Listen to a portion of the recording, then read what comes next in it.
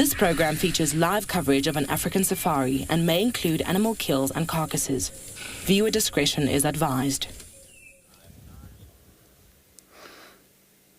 With the moon still hanging high and the sun that's about to bring new promise and hope for this glorious day in Africa, we'll be taking you on an adventure today out here at Djuma in the Lowveld of South Africa. Welcome aboard your own live safari into the African wild.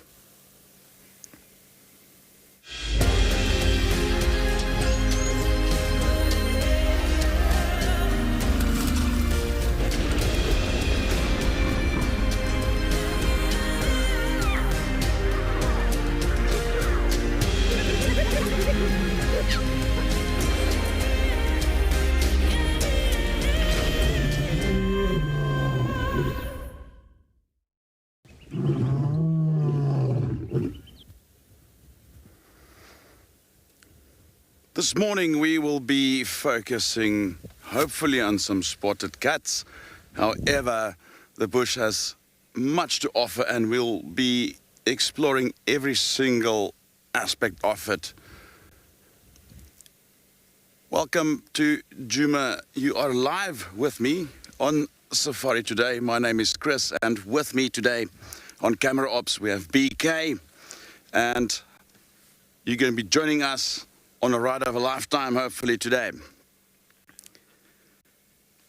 We are currently in the western portions of Djuma and slowly, systematically working our way southwards, hoping to find any tracks of leopard or lion or anything for that matter. Yesterday was such a glorious day with all the elephants around, and we are very likely to encounter a few of them again. Weather is slightly overcast, not as cold as yesterday, slightly breezy. And remember, you can send your questions to us on Twitter, #WildEarth. If you're on YouTube watching, you can send us questions to @FC. And if you're under the age of 18, send us an email at kidsquestions@wildearth.tv. You can also register or log in onto the WildEarth website, go onto the live safari and leave your comments and questions there.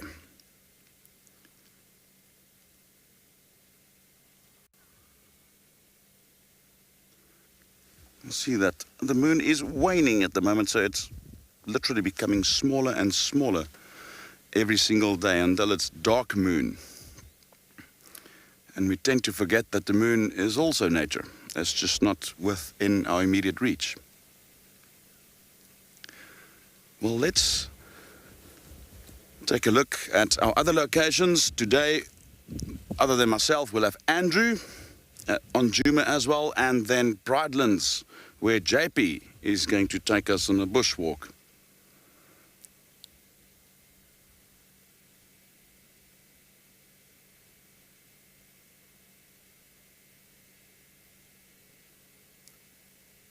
I'm always wondering what ancient humans thought of the moon.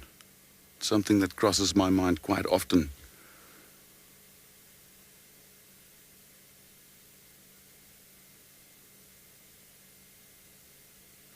Anyway, we are going to be moving on to embark on this journey.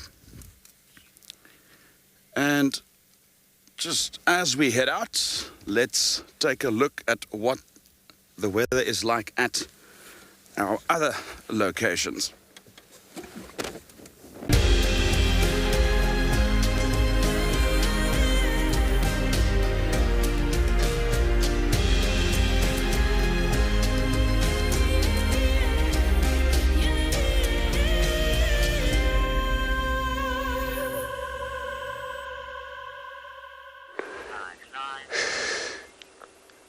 Good morning everybody. Welcome to Djuma Private Game Reserve here in Sabi Sands. As we can see there, what we got is Impala crossing this. It's actually main road over Gary Main, And my name's Andrew. On camera I have a Daza this morning.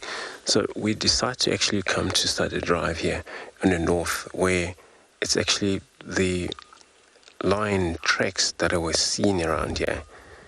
And then I'm not sure which that pride might be, but there's some pride of lions that I have walked, east along this road, but in and out of the road, back south, back to Djuma.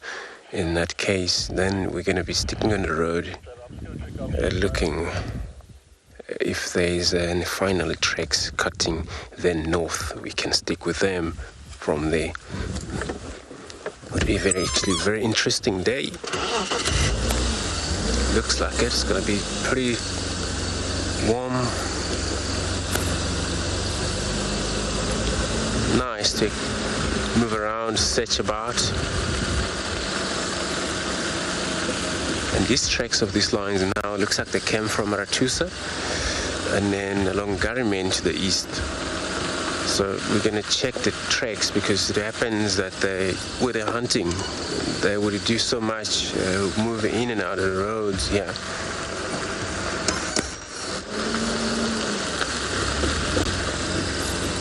So I'm going to leave this Impala around here. It's not that I don't want them, I do, but I want to find out about these tracks before a lot of the cars, because this is actually busy roads. They would kill the visual of these tracks, these cars.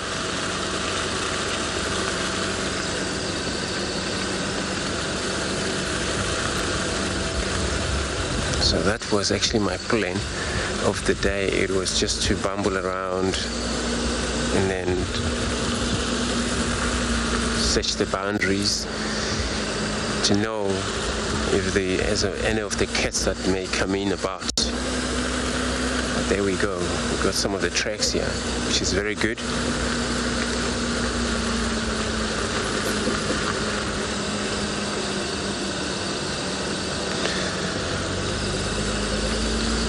So you're commenting, you're saying some spots would be great this morning.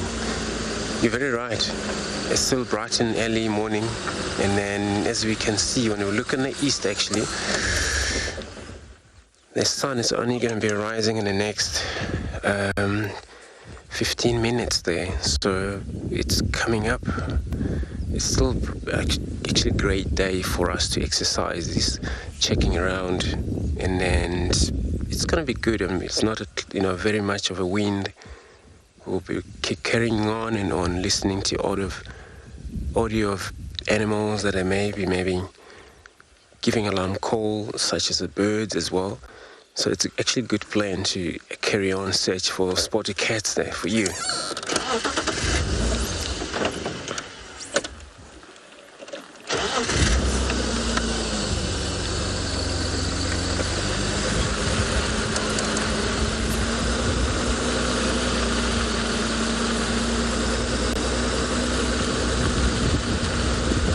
Looks like the last tracks they have actually cut south from the road here. I don't see any tracks coming back north, but that doesn't mean that they have gone north south right away permanently. It happens they came back because they were doing quite a lot. We've seen impalas here, so if they would have seen a lot of a prey species, they would have definitely attempted that and hunt about.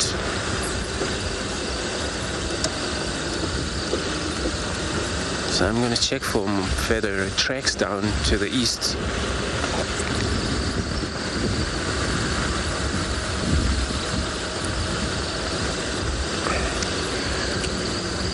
Anna Maria, so you're saying you're also looking forward for the cool sighting this morning, and you will see coolest stuff. You will see many of the stuff. That's what we actually planning to work on. Would be trees. Unfortunately, there's not much of the flowers, but birds, all of these small antelopes, we'll be actually talking about, which we have quite a lot of those. Still so many of birds that aren't actually strictly migrations. They're still around with us, and they're actually good to look at them.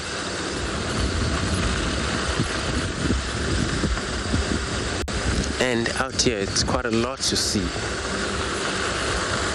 Not only animals, but various stuff that's around here.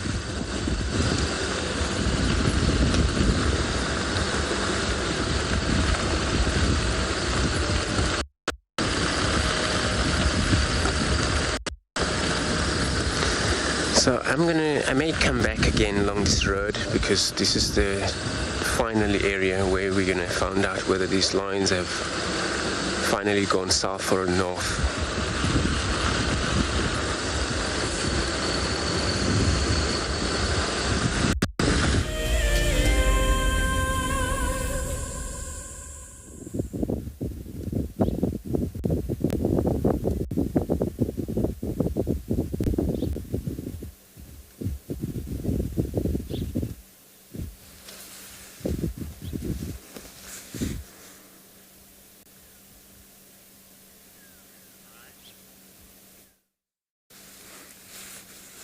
With the sun about to rise, we set out on yet another live safari. And it's incredible that you can join us. And early mornings usually involves quite a lot of searching for tracks, and often the most simplistic plan can yield results, and just by watching a herd of impala, one can very quickly establish whether there's a predator around. As we can see, what this particular group is doing now, they're starting to move out of the thicker woodlands onto the open plain areas to graze.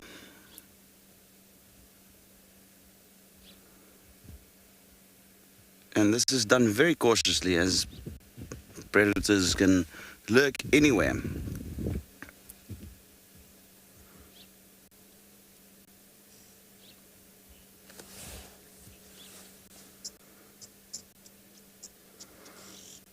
It's almost as if the birds and everybody is just slowly waking up, and this male impala just following his harem, keeping point at the rear.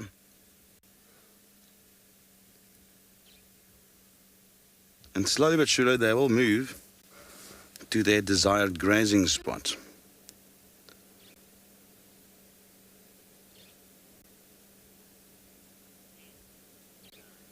And this promises to be an exciting day.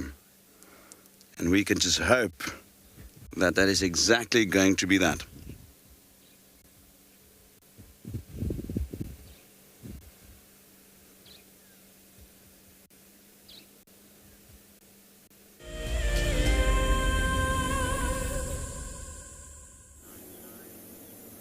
Good morning and welcome to WildEarth. We're live at Eco Training Pridelands, and for the moment we're standing right on top of Kilikopi, enjoying an early morning sunrise. It's going to be absolutely a stunning sunrise over clouds this morning. So my name is JP Leroux, and behind the camera we have got Harriet. So my plans for this morning is to start a circular walk from here, maybe make our way down towards one of the dams, and then coming back right to this area. We're pretty much going to stick for most of the mornings to the ridges and see what we can go and find. Quite often these ridges hold a number of interesting plants as well as animals. Well, one of the animals that I would really like to see this morning is an antelope by the name of a klipspringer. It's probably one of the most sure-footed antelopes that there is. And they can even run almost on vertical cliff surfaces. And they can jump 2 to 3 meters with great ease. So let's hope and keep our fingers crossed that we might find one. In the meanwhile, our sun is starting to just pop above the horizon. Let's enjoy that sunrise.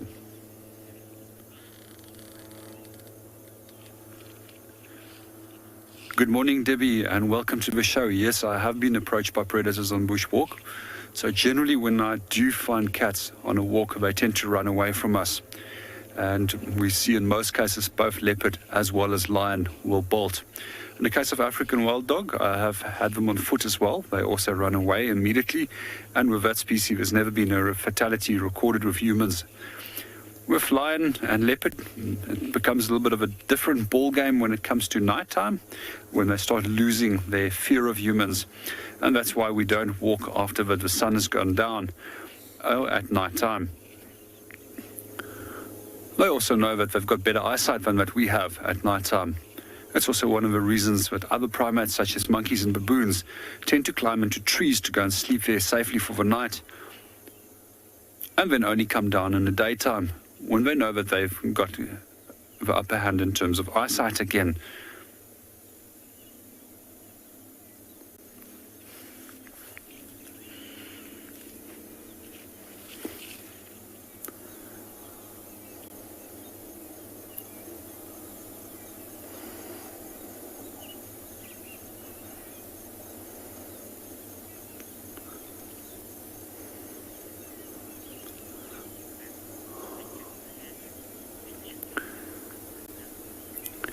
Well, we're going to hang around here a little bit longer, enjoy our sunrise, and let's go and see what Andrew is up to.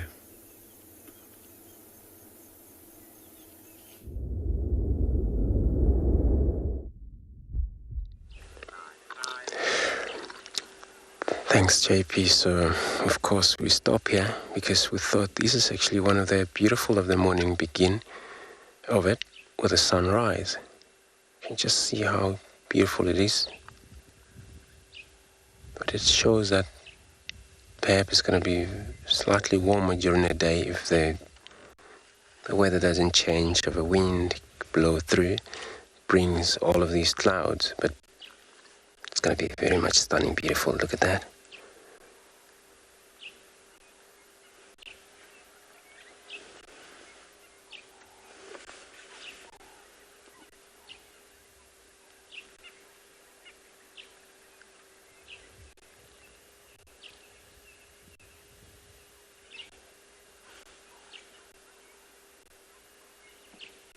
So many of the animals that would definitely love to be out about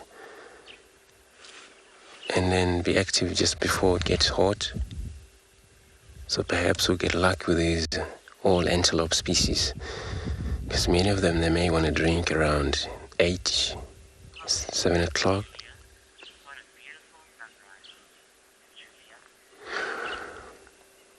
Julia, you commenting saying it's such a beautiful sunrise. It is indeed. It's because we actually stopped right in the furrow up to the top there, so all you see on the eastern side there,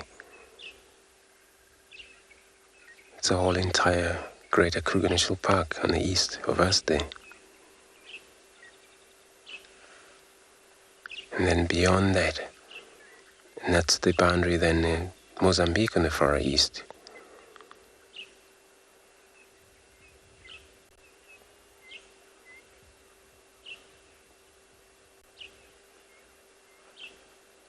Just such a beautiful landscape. You hardly to see a huge mountain around here. The only mountain, it's actually on the far slightly right of the rising. That's the Lebombo mountain.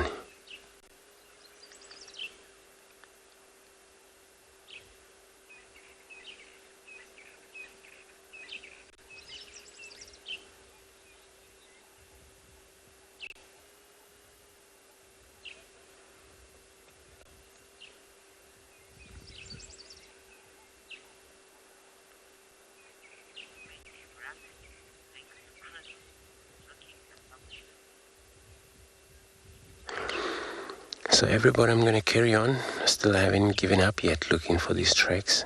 So in the meantime, let's go over the crease.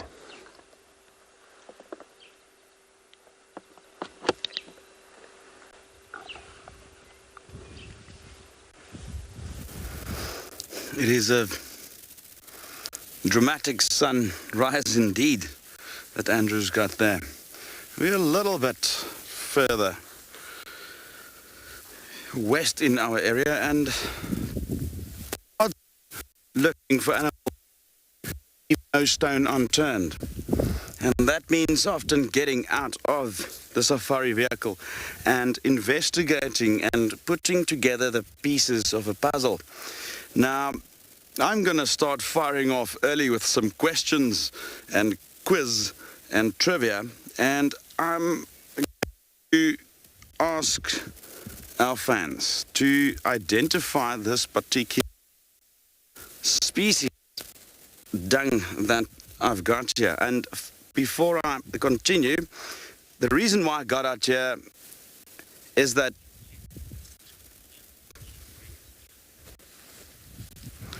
so basically we are looking at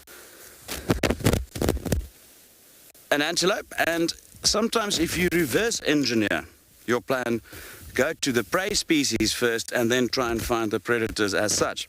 Right, little hint about this particular species is the area. One can see that we are in a relatively short grass area, so that should be a hint. And there's quite a few piles of dung from this particular individual, and it is very likely a male of the species as well. And one clue that you have is these little clustered,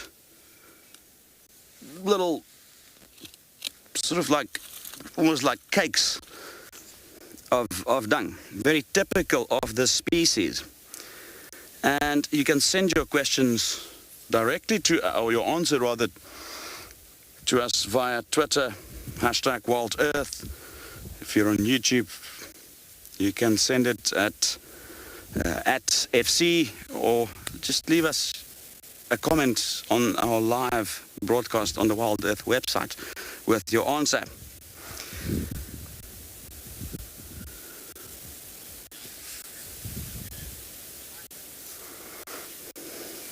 Good morning, Darcy Miller.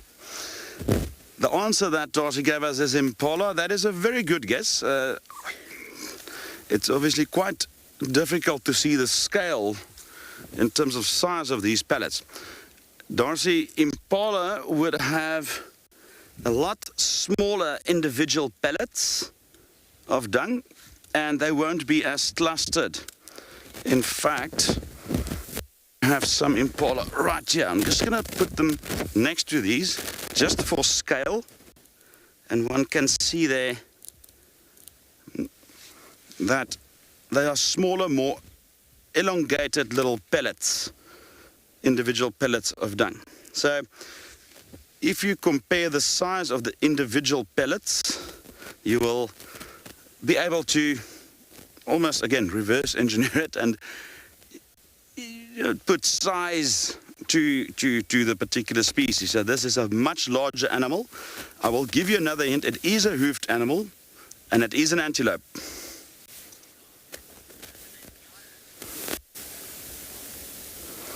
Good day, Flock. Very good guess, but unfortunately not a Ngala. If we look at our terrain, Ngalas often prefer riverine areas, areas close to water, and being selective browser, they would be in.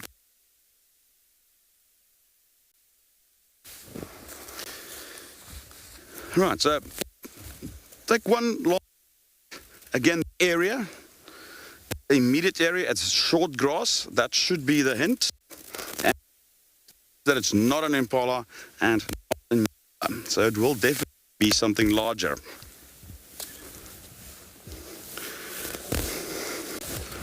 Good morning, Joy.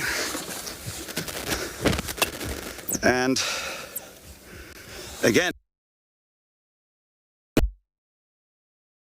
right answer. It is indeed a wildebeest. And I'm going to continue on this firebreak because I often see wildebeest on this firebreak, and let's see, maybe we can find it.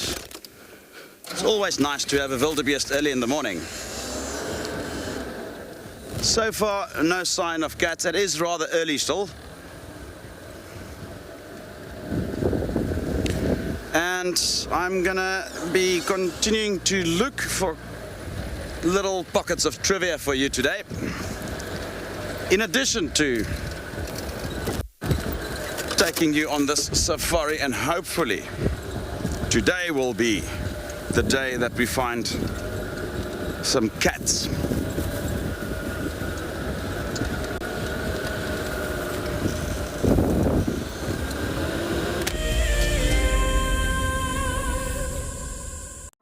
As we celebrate Women's Month in South Africa, we acknowledge and thank those women committed to conservation, working tirelessly both on the front lines and behind the scenes.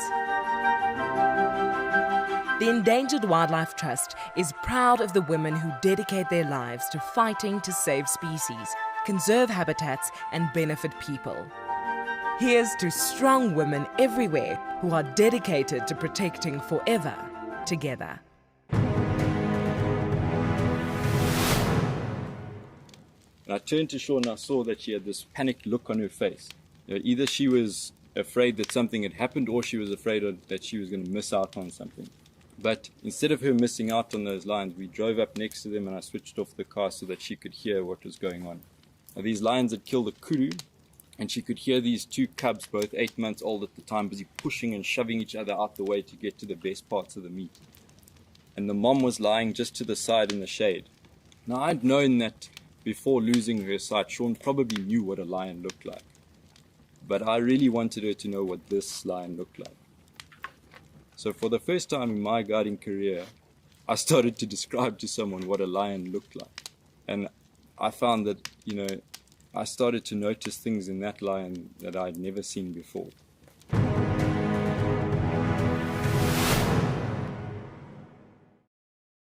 Something very, very interesting. I didn't plan this, but this is a scene rarely seen. This is what we call a journey of giraffe. So beautiful.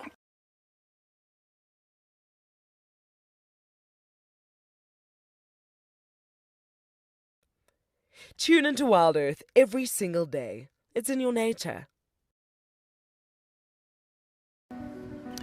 Delivering 6 hours of HD wildlife content live every day is no small feat. It's a massive team effort and we all rely on one another. Cam ops have a bit of work to do in the morning, up nice and early, get all the checks out of the way and make sure we're ready to go live. Helping others fall in love with nature brings meaning to what I do. It's also a lot of fun.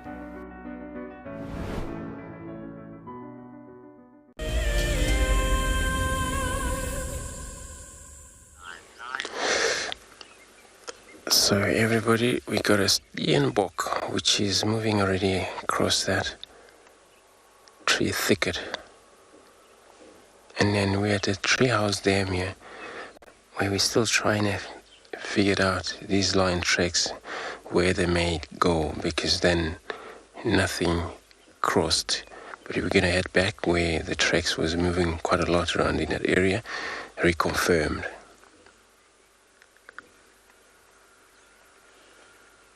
The steenbok's gone. But this treehouse dam is such a beautiful waterhole itself.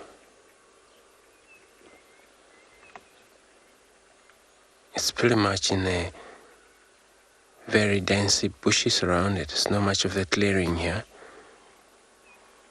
For a cat species such as a leopard, they would love it so much, came in and vanished back to the bush immediately. Those that don't want to be exposed to in the open area.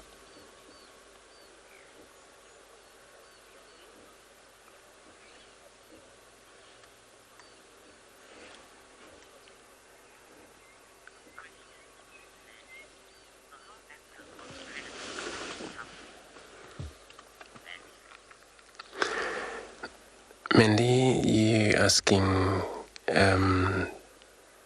what time the predators are active this time of the morning. So many of lions, leopards, cheetah actually, they are actually a day hunter, and the wild dogs, they are actually pretty much active during the day, those for sure. But leopards and lions, they mean to be nocturnal, where they are nocturnal for sure, but they would exercise their energy early in the morning like this. Save all as well. They would sometimes move about when they can.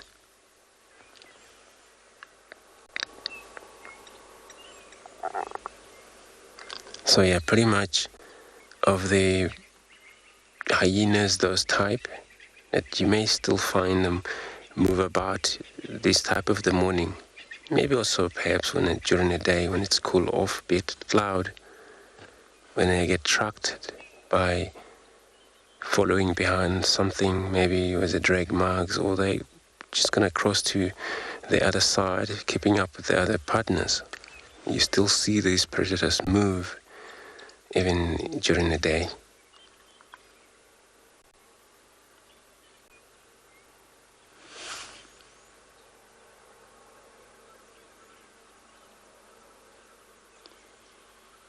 But now, sitting in this very beautiful watering hole, looking on the far side, what you see, grasses,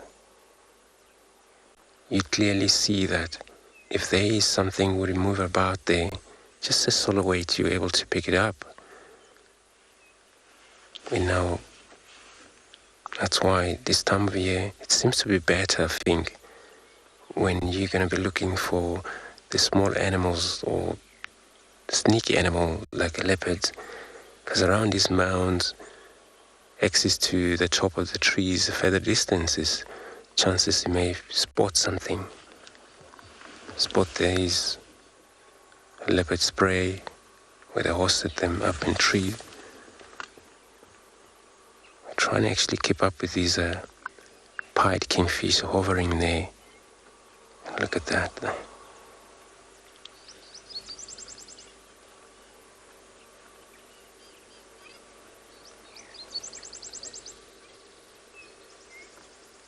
What the hunting methods there? Hunting like that, hovering, but it's scanning right at the bottom.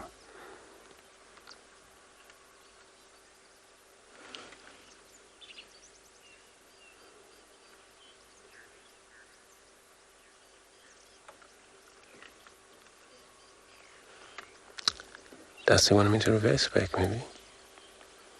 Yeah. Okay, so we got a pied kingfisher, which is doing its hunt here. I'm gonna reverse. Get a clear look of that. Such a cool bird.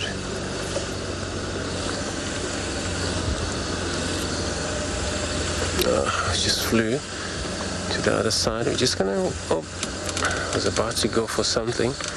I went set on the branches.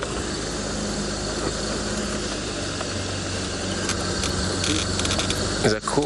Right, cool.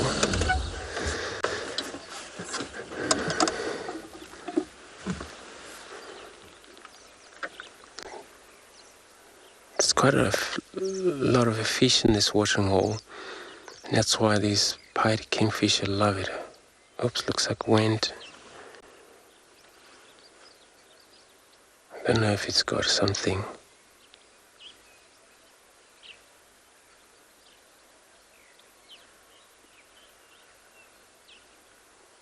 Didn't.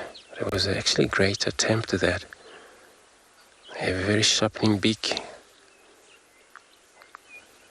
It can stab fish to death. Going in. It's hovering there.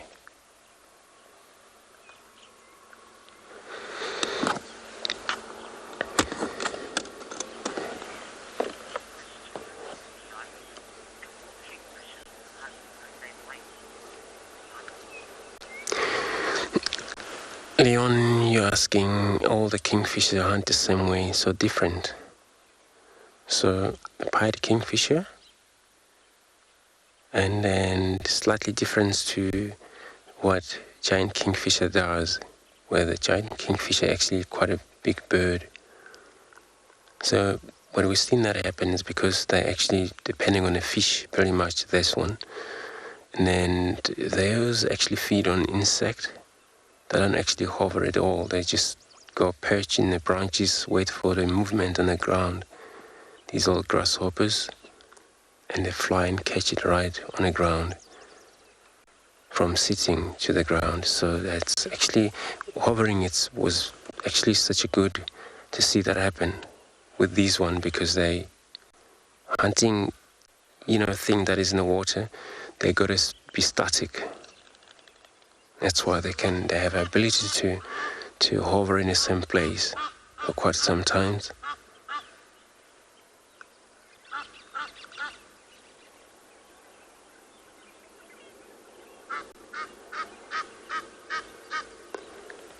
With the Egyptian geese is that probably arriving here, the pair of them.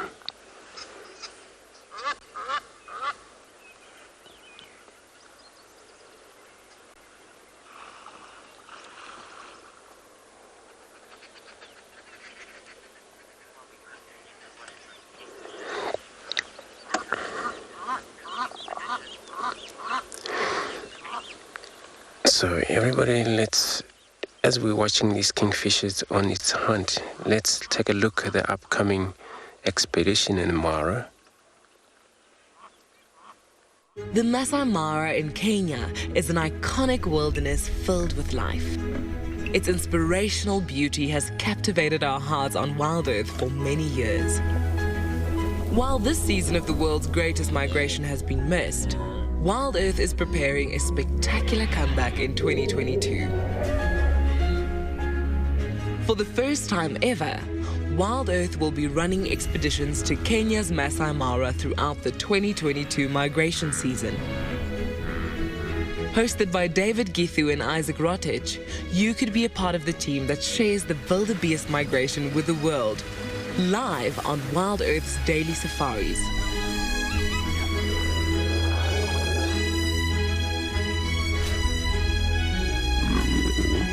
If you're interested, then head over to our website to find out more.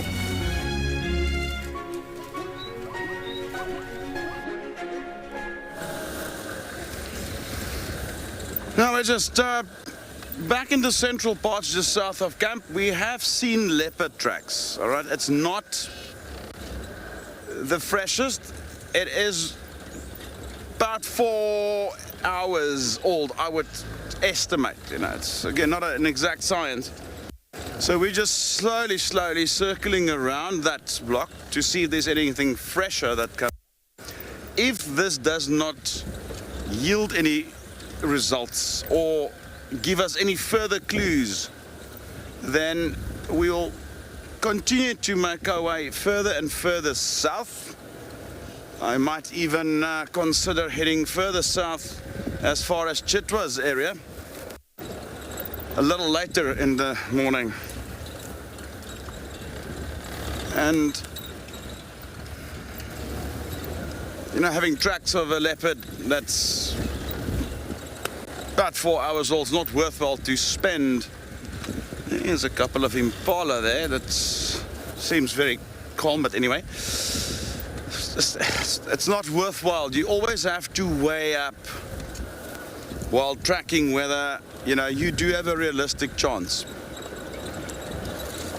To try and track something that's 4 hours old in difficult terrain might just not be the best option this early in the morning. So we are just bumbling around, trying to figure out if this animal, so just to give you an idea, we're expecting the tracks to come out somewhere where we are now.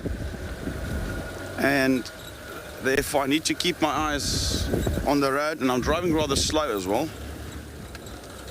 Often just checking the road that I've not missed anything. Every now and then we'll stop and listen. Oh. Just a moment. Let's see what this... We just spotted a really impressive bird of prey. There we go. That is amazing. As I was about to send you over to Andrew, this one just flew up right in front of us. How amazing is that?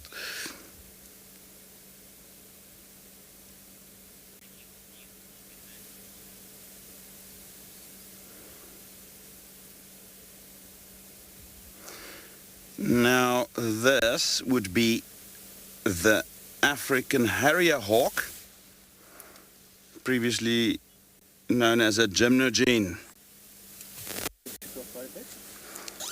I'm just going to go a little forward.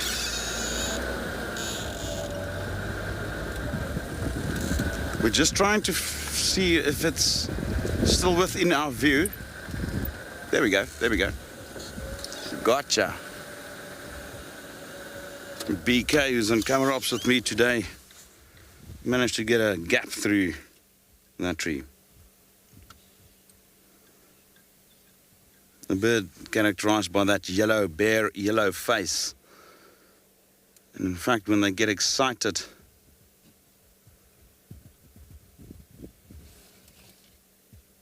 that yellow face in fact turns red, almost like they're blushing.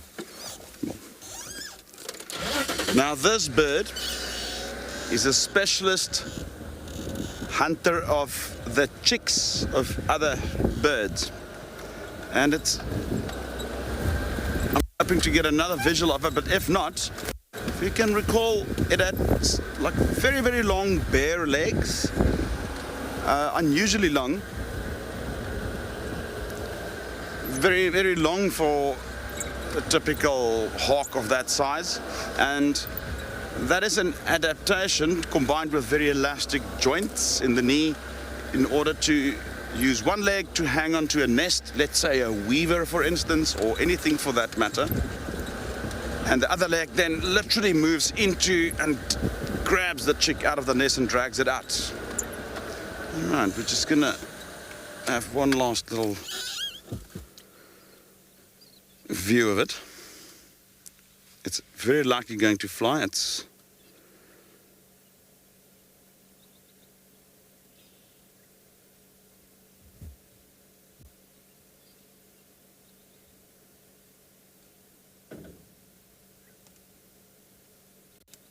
There's that typical way that they'll cling onto a tree or a nest with that legs.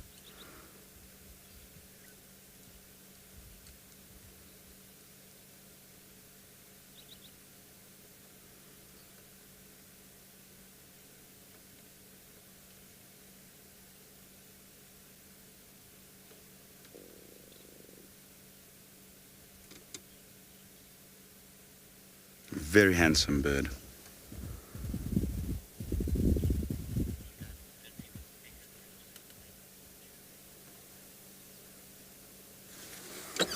Right, he is moving from tree to tree, so we are likely not to be able to stay with the bird. But how awesome was that? Such a nice bird to look at, beautiful with that yellow face, and especially this sunlight on it. It's just that scene, it's just beautiful.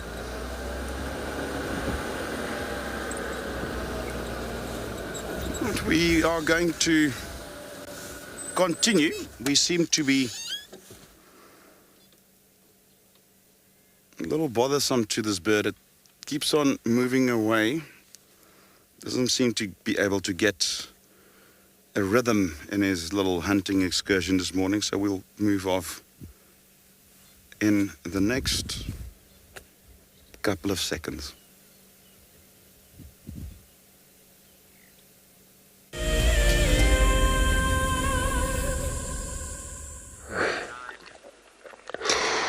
So we're still sitting here at the dam.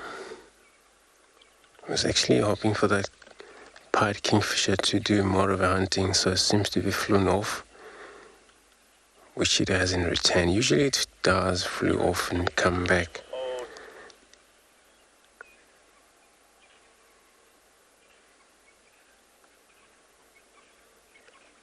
Perhaps it will be back, they're gonna go search. It's not only this watering hole, perhaps flew down to Twin Dam that side. But good things about them, they're more likely to be single.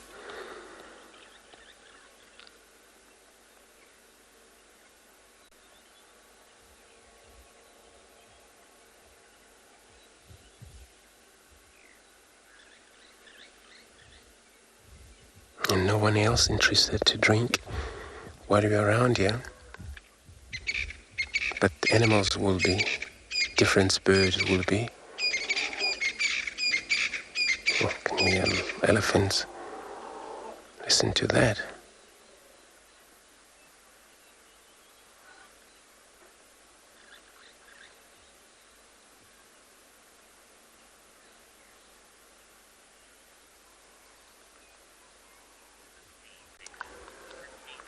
There's probably unhappy elephants, but far away. During this search, we're perhaps going to end up that side, but they sounded very far.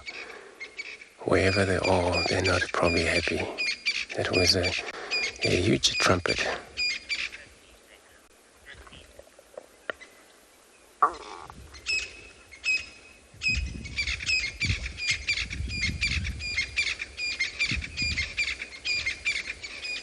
Just a beautiful call of these birds, crested francolins, singing about.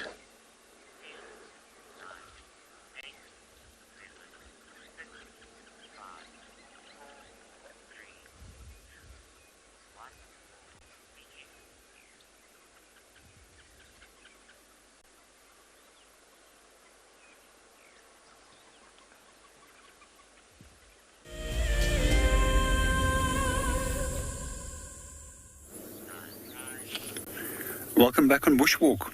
At the moment we're looking at a number of shells that we found, and these belong to a giant land snail.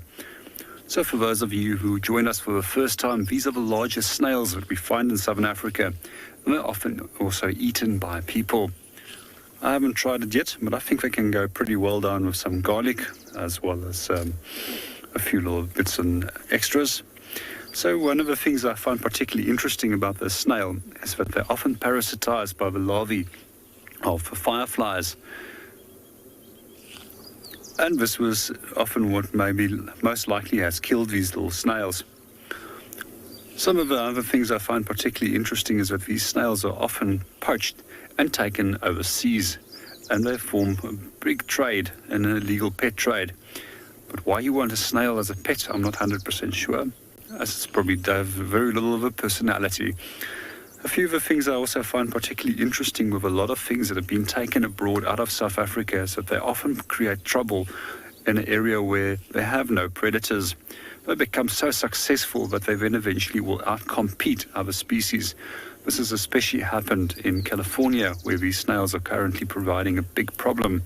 It's not the only species that we find that has been exported, and the pet trade. Even our pythons have been exported for pet trade into the States, where they've escaped and started creating a lot of trouble because having no indigenous predators. In South Africa, we also have a number of species that's been introduced, which also creates trouble amongst the indigenous species. One of these are a bird by the name of a common myna, which outcompetes our indigenous bird species, both for nesting holes as well as food. There's also a number of other reptiles as well as plant species which has been introduced in South Africa that can create a large amount of trouble.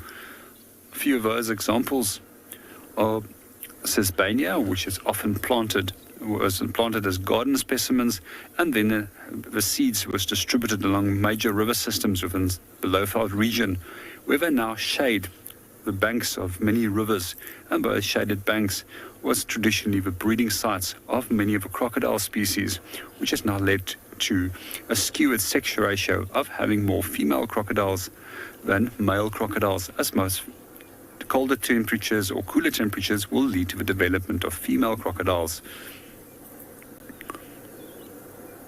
So these snails, to come back to them, they're also often consumed by a large number of predators, and quite often I've watched ground hornbills feeding on these too.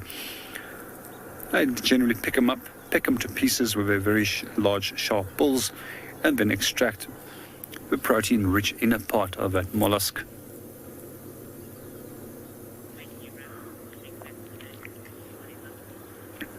Well, we're going to move off and go and see what else we can go and find. Let's see what Andrew is up to.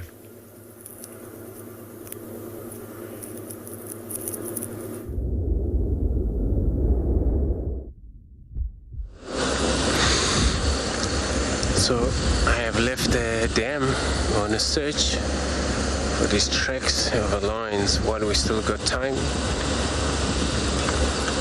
to get around and see how far they've gotten the tracks. So we're heading back where we saw a lot of tracks moving in and out, as in actually many of the reports from the guys.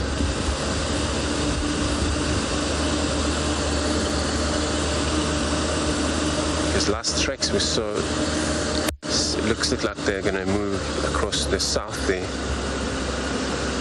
Could sometimes happen. That is not true. Maybe we just missed the tracks.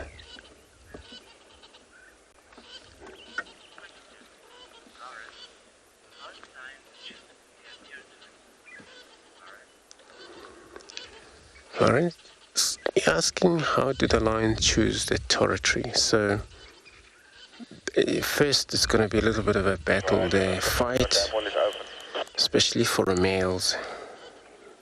Those are the male that just come in nomadic for the first time. They haven't actually established their own territory. In that way, they gotta have a lot of challenge they face during that time, during the search for their new territory, which is always something to do about the power. Push other males out, and then they move in. Unless if there is a free area where it's not occupied by any of other member of lions, and of course they're gonna be free and easy going into that area, started to establish their own territory. But it's good that way when they always take over from the other member, because they're then looking forward to dominate the female that the first member they have dominated within the same area. So it's always push one another. It's all about the power. That's how they started to dominate. If it's so many males coalition in the area, then it's quite of a challenge. For a single male that he just came in nomadic, male started to look for dominate around. It's always won't be possible for him. He would try, but eventually probably killed because he's outnumbered.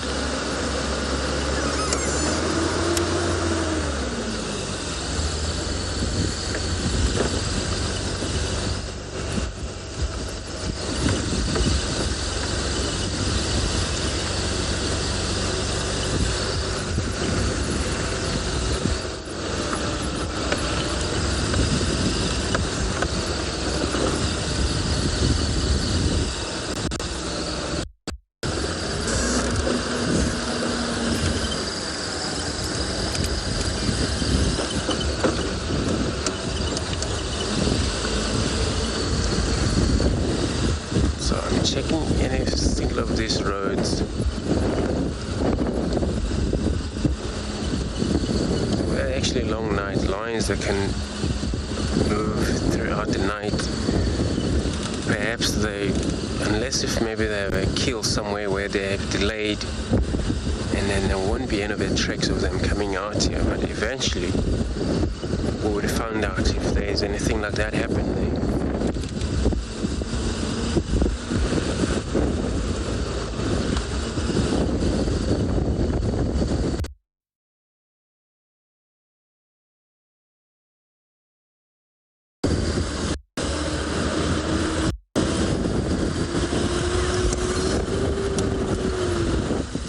This is thought to be in Djuma Pride, so that's what the guys give us an update about that.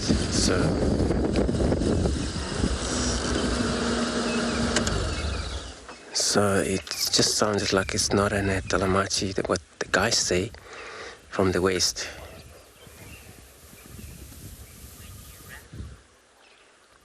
So I cannot wait to find them if they're still around here.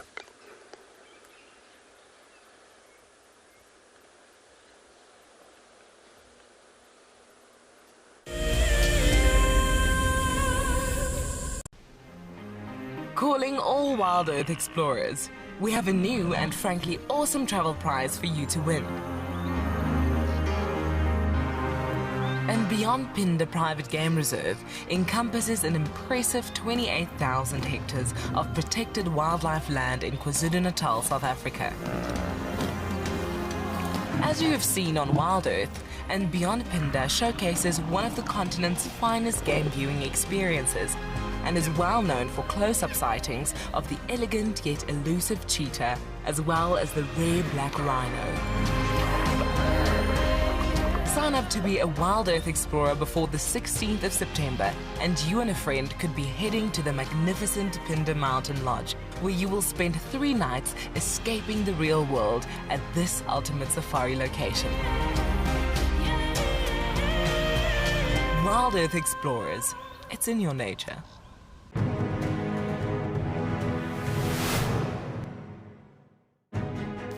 We're here at the Advanced Rifle Handling Challenge, which is actually lots of challenges in one to gauge the contestants' skills at different distances and different speeds. This is probably the challenge that the contestants are the most nervous about. So let's get them locked and loaded.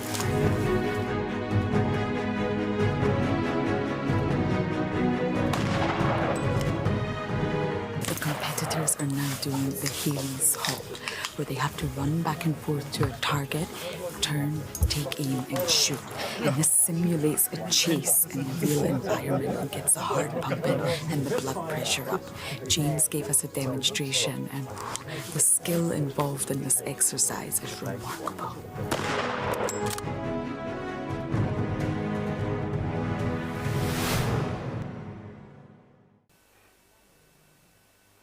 This is a battle of 2 great carnivores of the African wilderness. Whew. Whoa!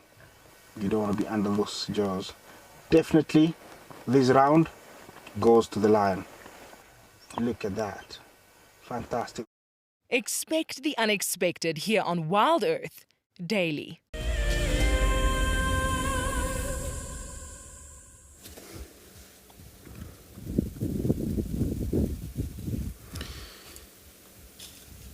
This is fascinating. Now, Saturday, if I'm not mistaken, and BK was also camera op at the time, and he mentioned as we saw these elephants from the road and we started making our way inwards into the block to come and view them, much to our surprise, it's the very same marula tree that was pushed over last week. And Saturday morning, we were here with a herd of elephants that also stayed in and around the tree for quite some time.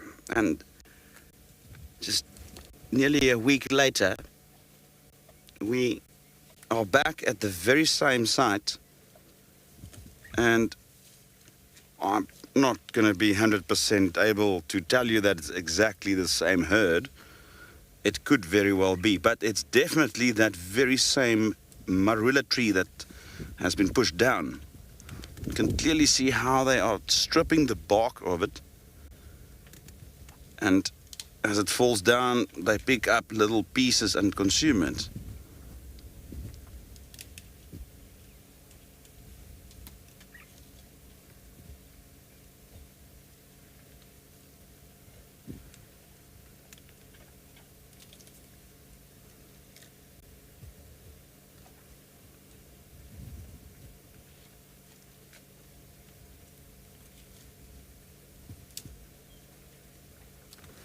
It's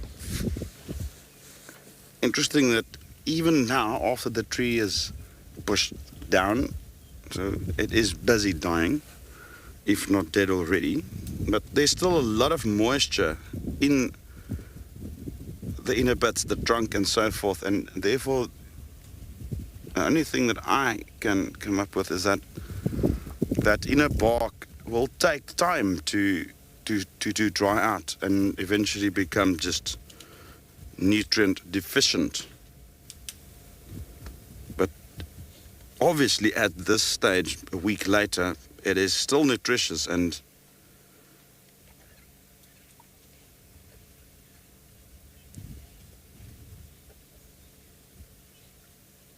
obviously tasty as well.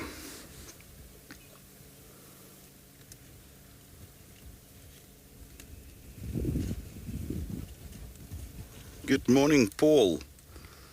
Commented on the strength of elephants that are just amazing. And yes, I mean, if you weigh a couple of tons, it's not much that you need to be afraid of, firstly, and secondly, you can use that strength to your advantage, also looking for food. I mean, just look at, the girth of that tree is probably a good 40 odd centimeters, or the diameter rather of the trunk, not girth. So it's about a 40 centimeter in diameter. So it's a substantial piece of wood. And an elephant just pushes it down with its forehead. It will take serious human machines to push down a tree like that easily. And yet, nature's bulldozers do it with the greatest of ease.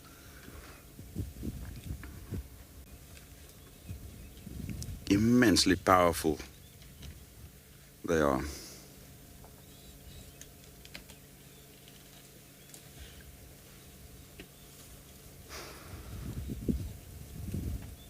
We were in fact just following up on those leopard tracks we saw earlier.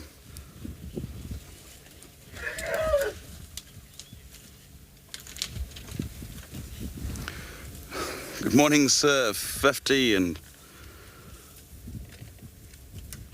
welcome aboard. Yes, it is very fascinating seeing them rip off the bark, and I'm in fact hoping that one of them will use their tusks to do it, because that's where the first entry point usually happens. They use that tip of the tusk just to loosen a little stretch of that bark, and then the trunk comes into play to strip it or remove a piece. Afterwards it will then be transferred to the mouth. I was saying that we were in fact following some leopard tracks. This very likely the ones we had earlier. Still not fresh enough to say that we could potentially be close to the animal. But I in fact got out of the vehicle and walked about 50, 70 odd meters up the road looking at the tracks and spotted the elephants to my right. Well, probably a good 100 meters into the block. And thought it would be a good idea to come and show you. And as we approached, BK mentioned that this is that very same tree that we had them on Saturday, and where we had them. Richard, can you repeat that, please?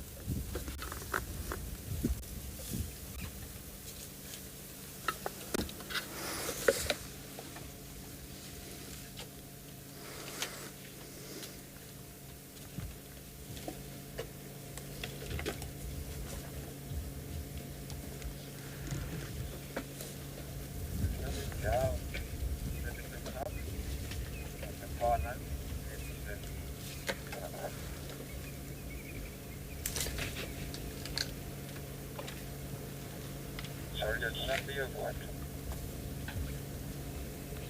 No, no.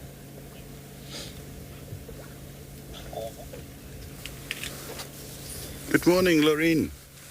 Elephants can reach an age of approximately 70 years. And there's a little bit of variance in terms of whose books you read, but it seems to be 70 that most biologists agree on. And obviously not every single elephant will reach that age, but it is an average. They do grow quite old.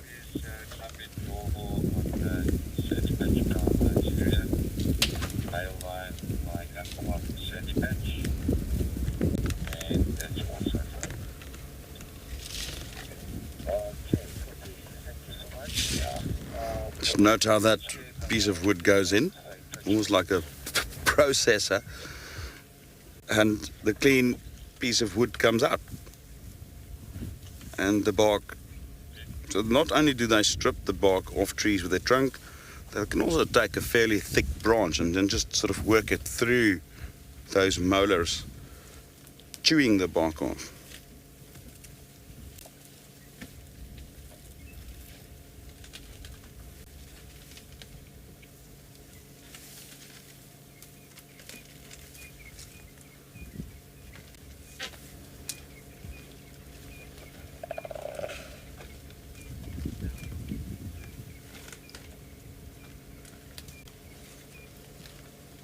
You see, definitely, especially the young ones. There's often a disagreement about something. I've seen bullying behavior, which is very funny to watch. So often some of the older kids, the teenagers, will bully some of the young ones, and often you would find them, fighting over a piece of food. Yes, that does happen. In a way, very similar to our own kids.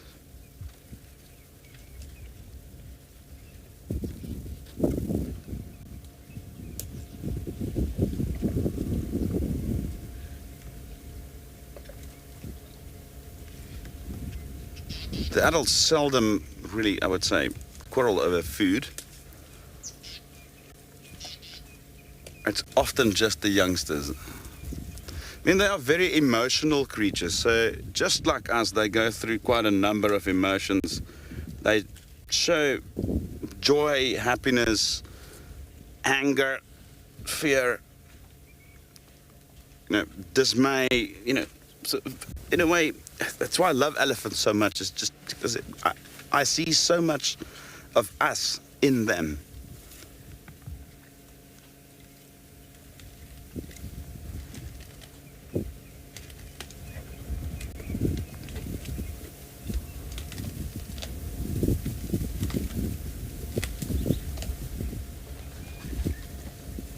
And we can even learn a thing or two about family life from elephants.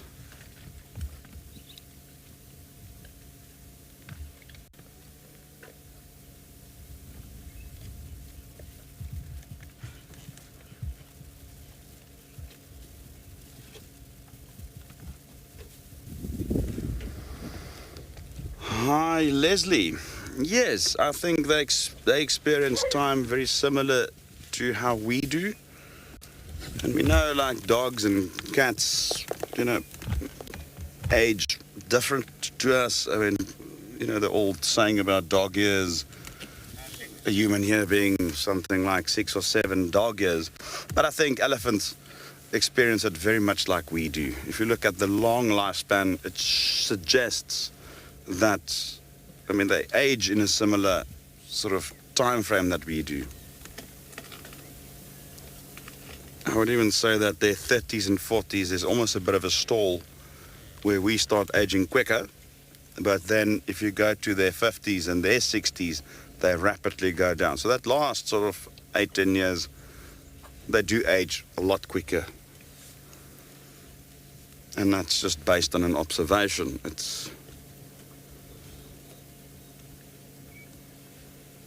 still amazing that an animal other than us can grow so old. Take crocodiles, for instance. There's crocodiles known today that are over 100 years old. So elephants are not the only long-lived organisms out here. There's even some birds that can also live for a long time. And those of you who have a parrot at home would know that they do live very, very long.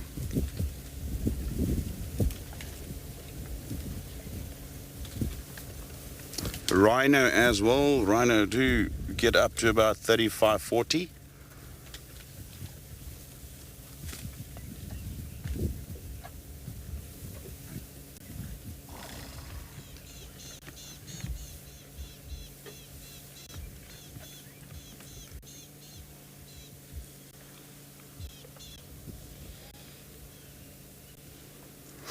We did hear them trumpet quite loudly as we were looking at the leopard tracks a little further away. And just going back to that question we had now about if they do fight over food, I think that might have been a tantrum that one of the youngsters might have done. I have also witnessed babies really throwing tantrums when the mum does not want to give them milk. I've also seen that, which is really, really funny.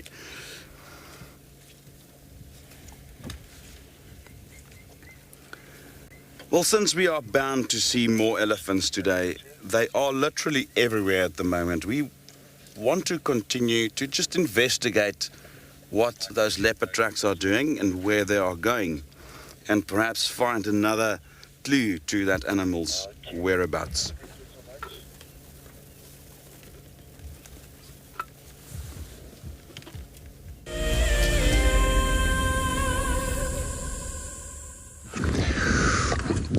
So everybody, we're still on a search, but there's a visual of a hyena. That hyena, it's out of reach for us. No, we're behind the line tracks in this area, but seems to be maybe the whole Pride across into Aratuza. It looks like it from here. So where we were searching there, they have 10 around. Trample M north, and the tracks now looks like they cut back to the west there again. So now we're talking about carnivores, that they may be active also during the day. We're looking at the hyena still out about, because these guys are also always behind the big cats, and that's what they also benefit from, stealing and things like that. Some alarm call from Impala. We're gonna find out what that is all about.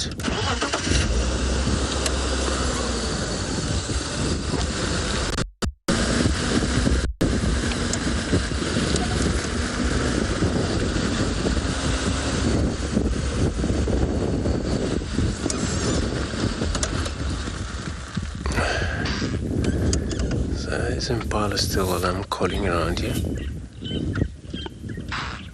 Perhaps while they're looking in that direction of the hyena, maybe they only saw that hyena on a wee distances. Maybe that's why they're still calling out.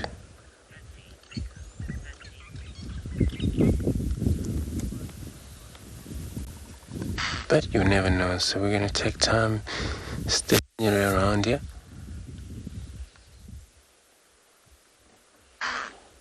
That is to find out if there is perhaps anything else that it may be threatening these impalas.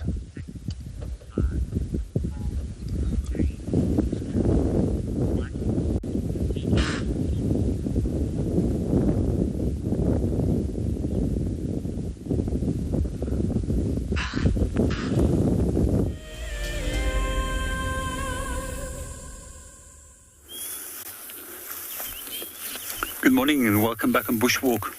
So far this morning we've spent our time looking at some birds, as it's been incredibly quiet with regards to mammals. And some of the birds that we've seen so far has been black-collared barbets, and we often hear them calling with a very distinct call that they produce, which sounds like two-puddly. Almost sounds something like this. Probably one of the most common of the barbet species in this area, and they're often responsible for distributing the seeds of mistletoe plants, which is a hemiparasitic plant.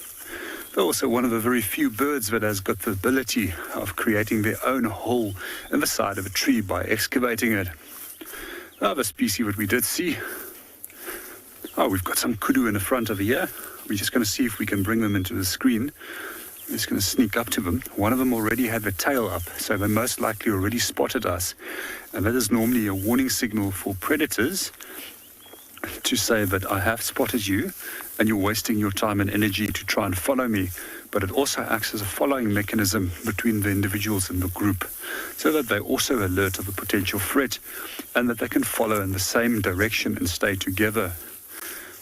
As a prey animal, which lives in a social organization, you don't want to be isolated from the group, because when you're isolated from the group, that is potentially where you get yourself into trouble. We even see it with a number of different species, that it's the ones that are injured that get showed up. Quite often, animals like Impala will show off how athletic and how strong they are by jumping, as well as leaping at distances. And immediately those with injuries are showed up to the predators and are the ones that get isolated from the group, as predators will generally go for the weakest link in that group, because there's less risk of injury, as well as spending energy and making a hunt. Just want to see if we can sneak up a little bit closer to them. But Kudu has got phenomenally good hearing abilities, and that's why they've got those incredibly large ears. And because they live in thick wooded areas, that's the way that they very rapidly detect any potential threats.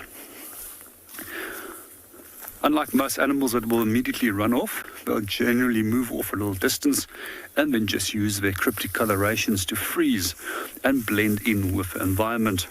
So generally, when we do look at animal behavior, their first response to a potential threat is to freeze. Then the decision will be to flee. And lastly, if they have no escape route, their final decision will be to fight.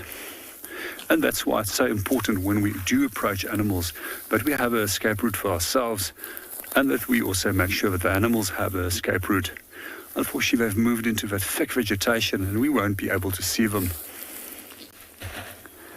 I just love Kudu. It's probably one of my favorite. Oh, there we go. We can just see the bull moving off here in the back. And the reason why I know that it's a bull is because the bulls have got horns, unlike the cows that don't have horns.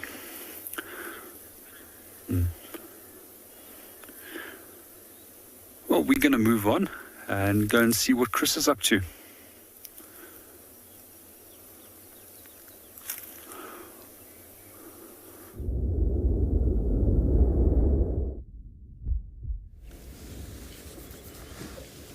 The ellies are continuing to ravage this tree, and not that it really matters, it's already pushed down. And they just seem to love this marula tree's bark. The sun is really, really rising high now, and it's just this lovely glow on our skin at the moment. It's just marvelous after such a cool day that we had yesterday morning, and wind, and it's just a lovely, lovely day. So hope it stays like that.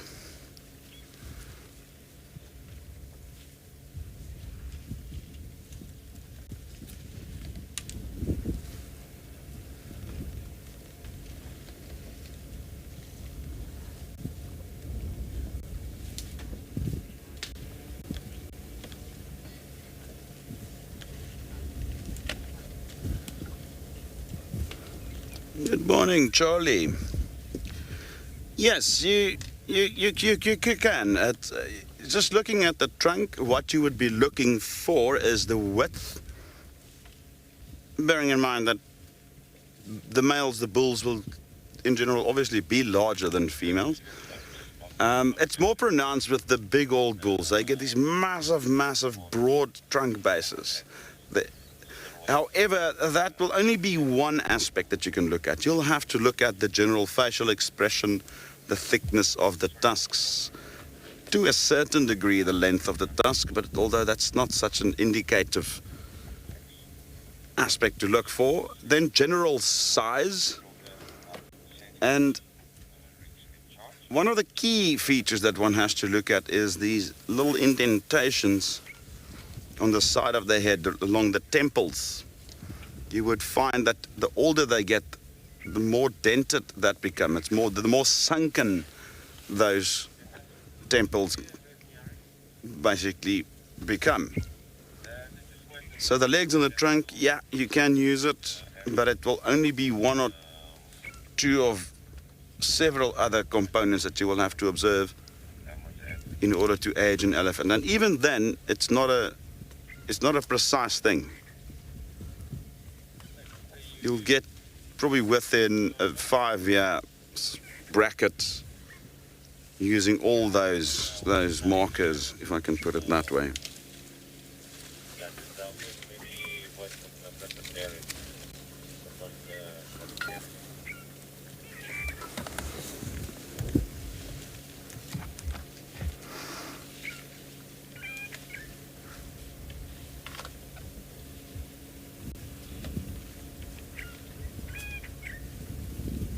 I love that red coloration where the inner bark is exposed. And that is due to the tannins that's found in that inner bark area. And a little later, I just want to try and find a piece of elephant dung. I can't really jump out now, it will scare them. There's quite a bit of dung lying around. I just want to show you the coloration of elephant dung when we depart later on. And it's due to those tannins that they consume from the bark of trees, as well as the leaves and so forth that they eat. And that sort of stains the dung into this like goldenish color. Now, the bark of this marula tree is used for quite a lot of African medicine, but you can also use it as a dye. That bright red orange color, you can remove those barks pieces and put it in a pot, and basically a decoction of that will yield a bright orange red fluid, and that is something you can use as a dye to, let's say, stain clothing and give it some color.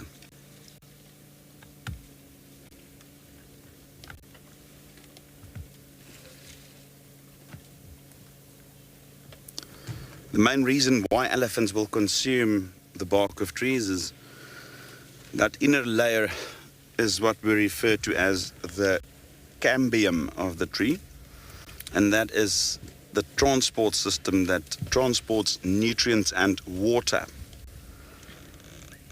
to and from the roots. So sugars are produced through photosynthesis by the leaves, and those are transported via the cambium all the way down to the roots, sometimes to store or to other parts of the plant. And the same goes with water that's being absorbed by the roots to distribute it over the plant. And that is what the elephants are after. A lot of fiber in there, which aids their digestion. It keeps the internal gut flora and fauna good fermentable material to thrive on, as well as those sugars and nutrients.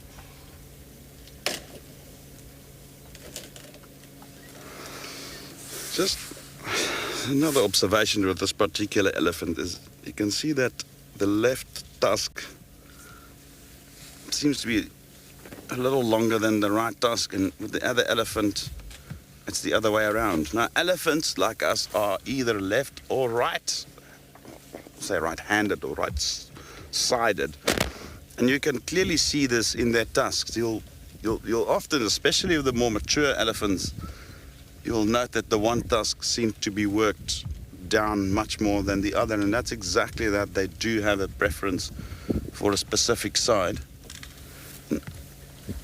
Wow, what do we have here? That's just, sorry to interrupt there, but there's quite a nice little bird that just came to sit down right close to us, but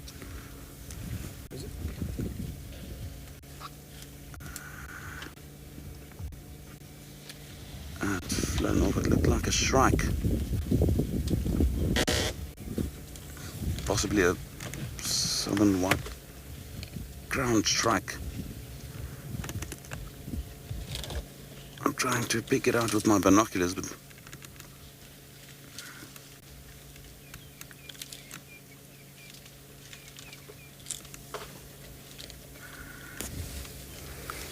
hiding behind the trees there.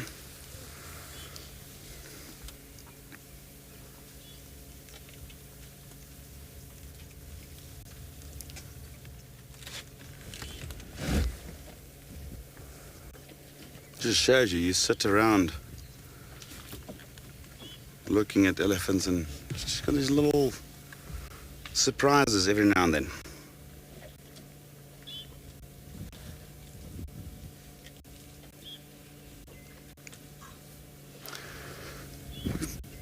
Probably gonna just stay with them for another couple of minutes and then try and head off to see if we can't find any cats.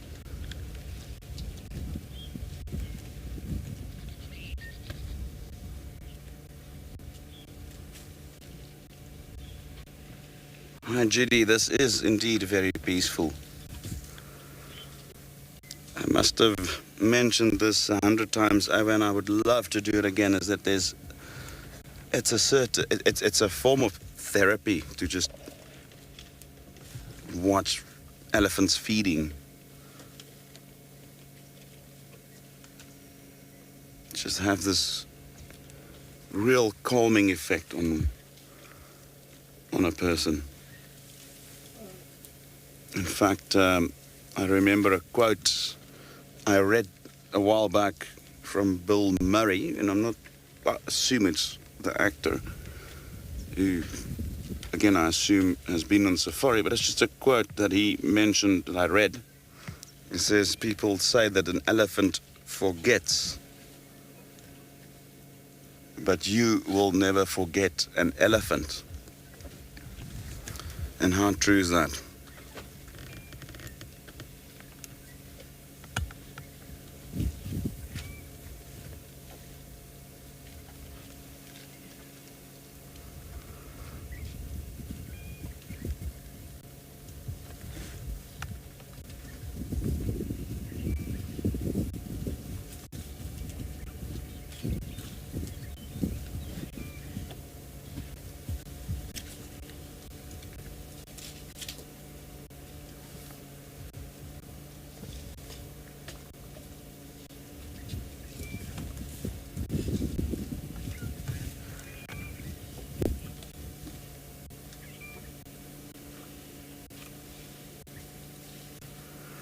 This was such a lovely scene, and I can stay here the entire day.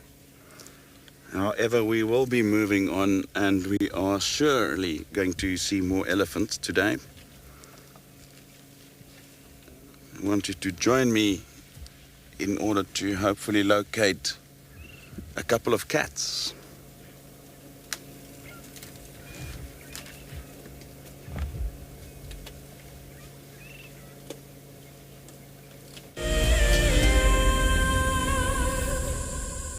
RSA has a long history, over 90 years, of being involved and even pioneering aspects of the conservation sector in South Africa. Over that long history, we have realized that all of the issues that we are facing both locally and globally are due to human impact. Therefore, we need to concentrate on working with people, and that is what WESA does. What makes me passionate about the work that we do at WESA, and in particular the work that I engage in, is actually connecting with people. Currently the work that I'm working on is working with youth in a skills development program, and just to meet the youth and to hear their stories and to bring them opportunities that we hope will have some impact on their lives really, really fuels me to get up every morning. A huge shout out to the women that I work with, as well as to all the women that are contributing hugely within the environmental sector, both in South Africa and in the world.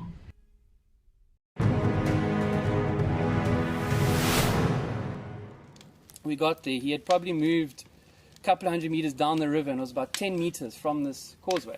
So I radioed the lodge quickly and just asked them to bring a land cruiser around and some tow straps. So we thought we were going to try be heroes and save this giraffe. And now a big bull, probably over a ton, he's a big unit. Got the tow strap one side of the giraffe and managed to get it around him with the boat, and the other edge of the tow strap obviously back onto the bank. So we made this U around him because he was lying quite close to the bank.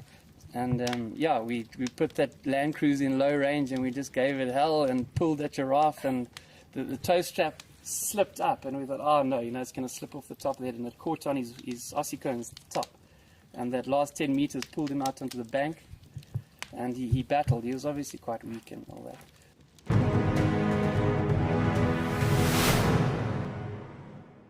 Looks like it's a very difficult climb because every time it tries to climb, the ground is breaking, so it slides down. But it's the only one. Look at that.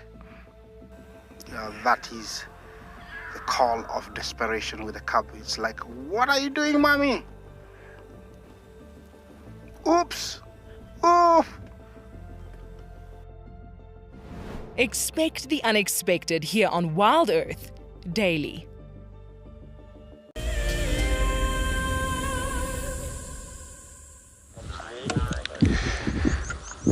So everybody, we were searching for the line. The update is that they actually have returned back to the west into Oratuza. This is where they came from.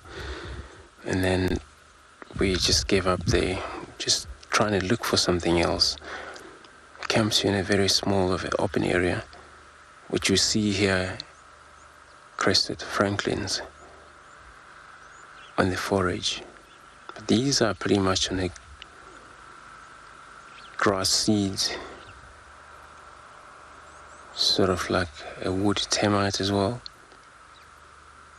I would feed on those one, and they do actually make such a beautiful calls. This is when early in the morning, but also a late evening.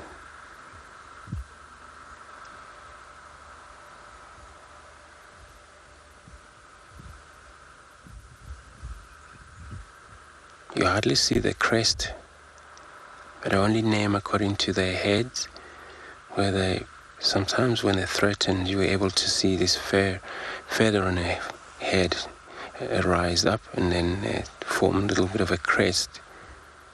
This is when they're not unhappy.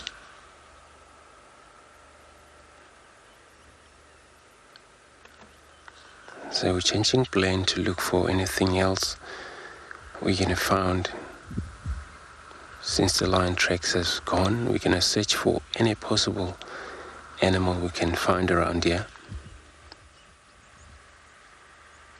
May go via Gary Dam because I'm going to actually working to the east, that side.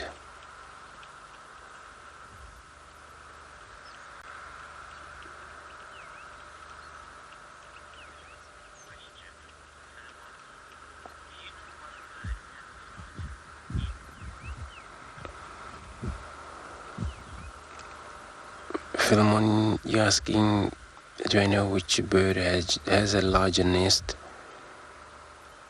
And no, hammerkop, they also have a larger nest, and they're so small bird. They build such a enormous nest. If we want to talk about a single bird that build a nest on their own, or pair of them build that nest, but then in the end, only the female use it. But again, in colony of birds, these are buffalo weavers as well. They build such a heavy nest on top of these trees, but it's so that they all combine in that nest that we stick together around.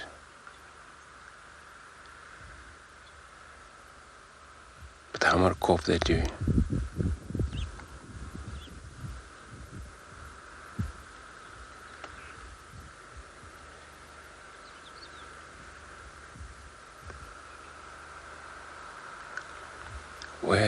Most birds, when they're right in the open like this, you will see every time they forage around close to the tree, because it's quite open, in case there's an attack, because bird of prey, such eagles, will go for birds like this.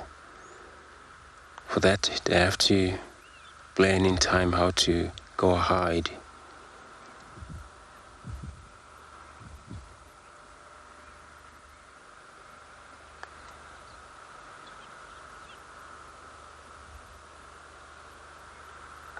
And then we all have 5 different species of spare fowls around here. Franklins, These are the crested, and we also have swansons, and we have shellies, which is number 3, but Natal number 4, and that's a Koki. Koki is slightly small, Koki Franklins, relatively small compared to all the other 4 that I just count.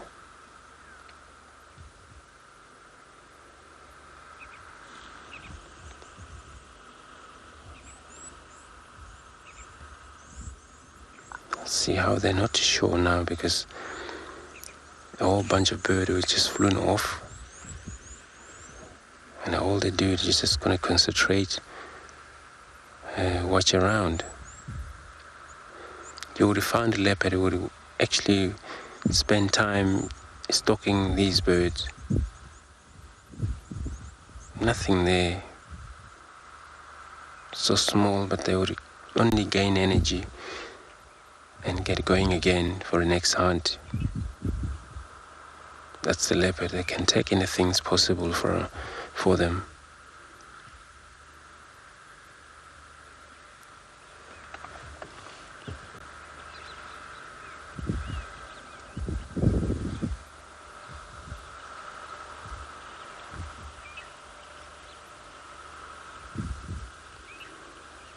And a lot of our franklins, they don't really migrate, so they're all year round. Those 5 species, some of them you find them in the river. These are Natals, pretty much find them in the river. Swansons, you more likely find them in the very tall grasses.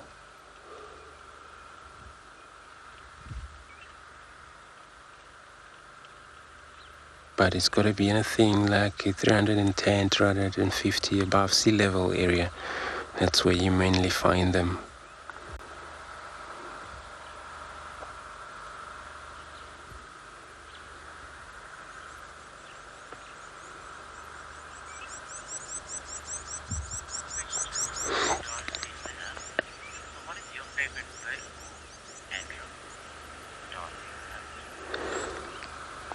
Miller, you're asking what are my favorite bird call?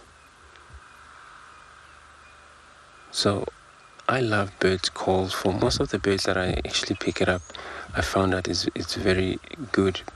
It's actually Birchel's cuckoo. If I would have to put the second one, that would be Southern Ground Hornbill.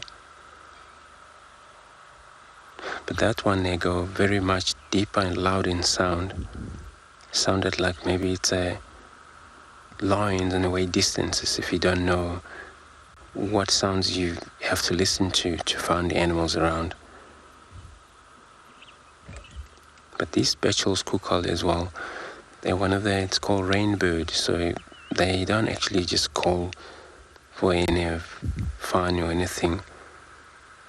For pleasure, they always call when there is about to rain. Many a time they communicate. That's why they call rainbird, because often you've been heard calling early in the morning or after 10, but you know that probably later on it's going to be a shower about.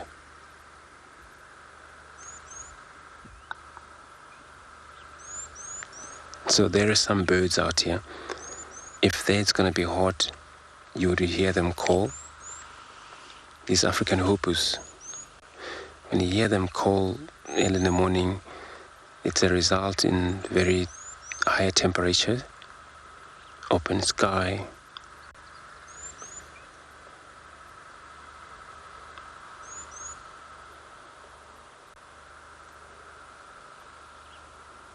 And some of these lizard buzzard as well. One of the hogs, they would probably, when you hear them call, you know definitely maybe it's never rained today.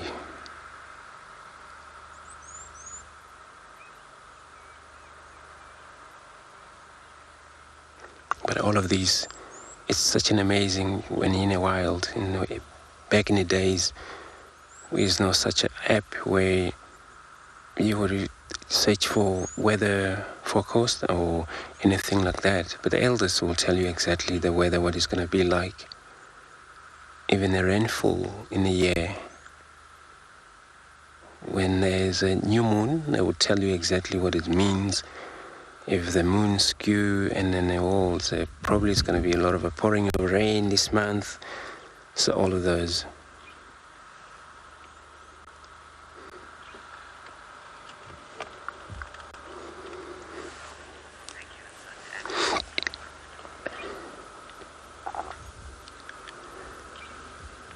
But there was seen various birds on a background.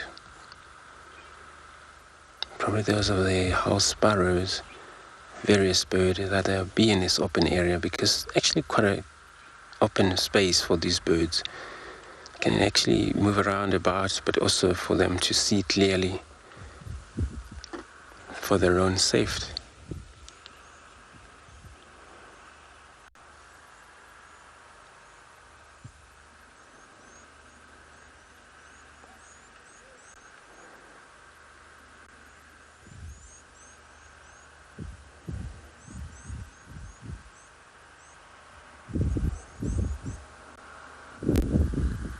Actually, the ground there where they are,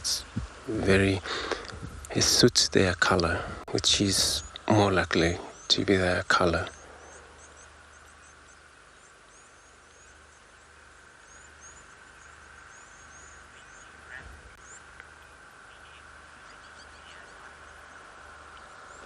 So we're in search here. The sky is promising to be out about soon. Probably going to enjoy this.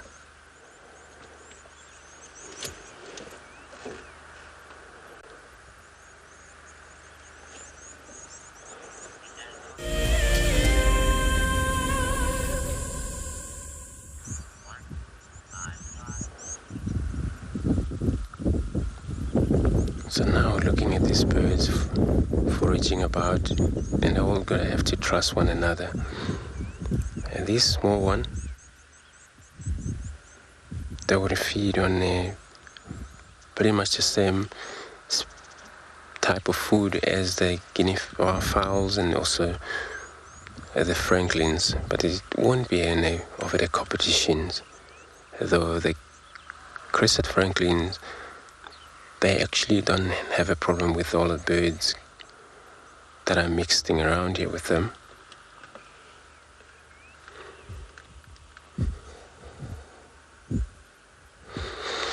I'm going to leave them because we're going to find anything else. It's been really cool spending time in this clearing. But let's see what is out about at the Gari Dam. Hopefully it's anything would be drinking or around near the Waterhole there.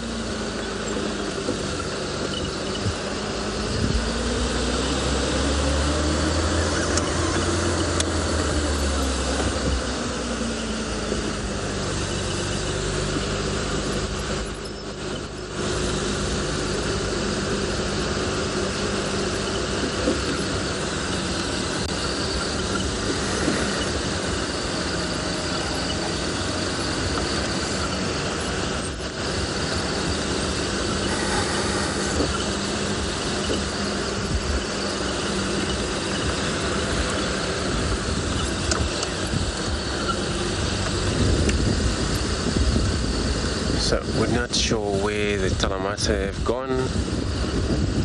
So there's a herd of buffalo that have actually vanished to the north, where they've probably maybe been hunting these herd of buffaloes all the time back in the north there.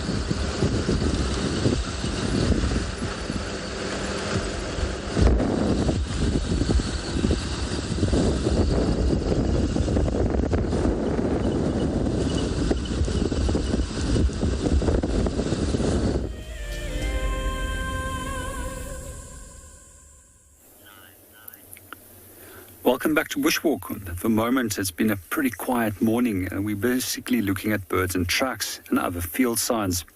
So one of the tracks that I would like to share with you was the kudus that we actually found earlier on.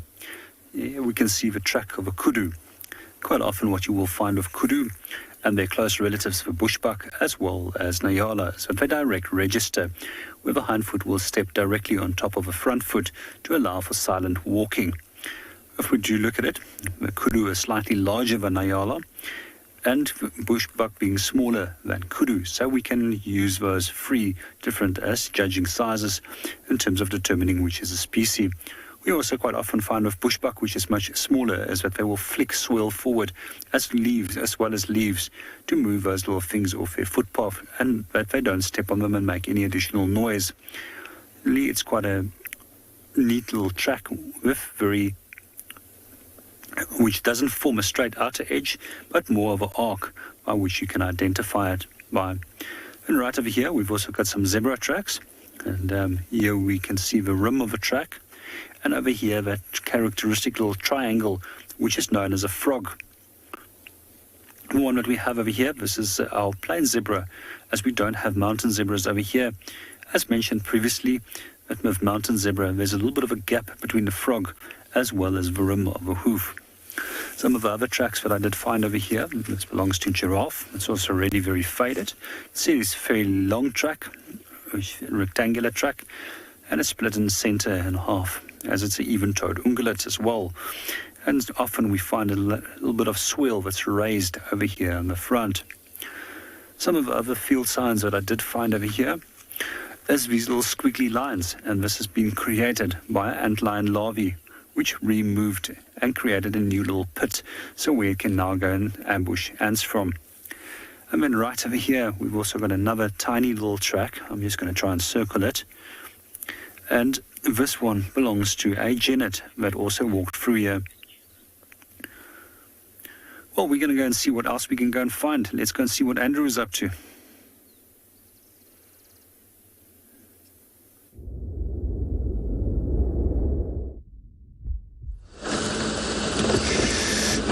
So we are about to approach the Gary Dam.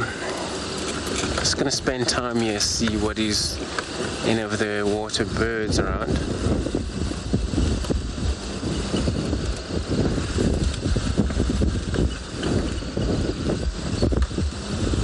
Because these water birds, they're always around this watering hole for their hunts over fishes, and they've all frogs that will be out about.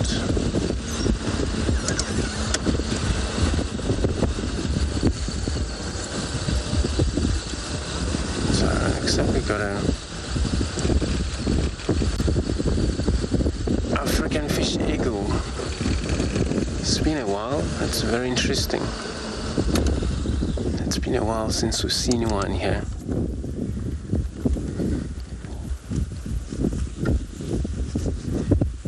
Now we've been seeing quite a lot of, or two of them in Chitwa Dam always, but just for a change.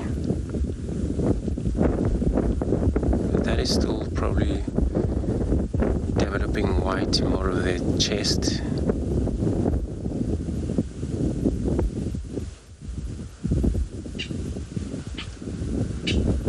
So it's getting pretty much on the fully growing.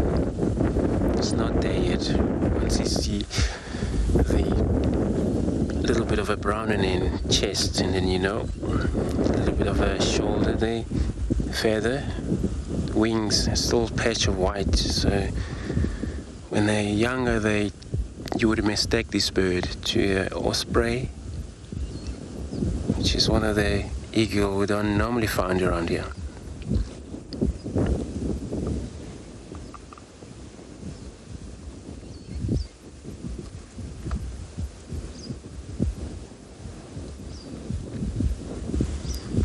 It's perching there for a movement of a fish. You're more likely to see the hunt. Maybe this morning, because they're highly active, this bird. You can see how it's looking on the water.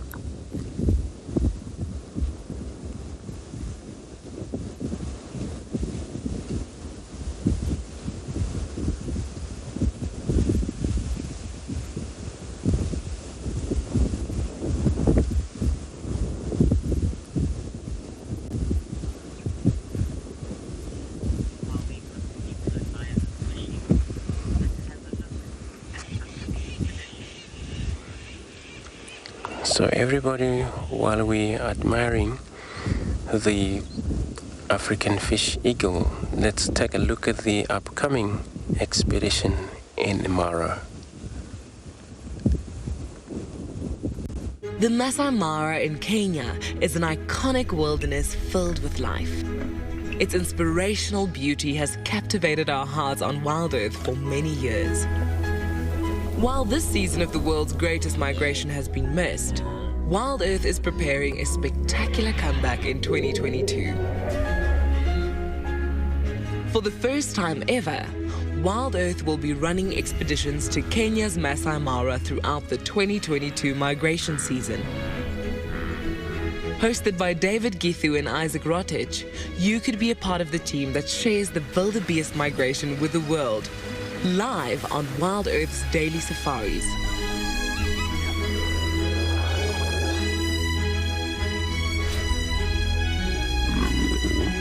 If you're interested, then head over to our website to find out more.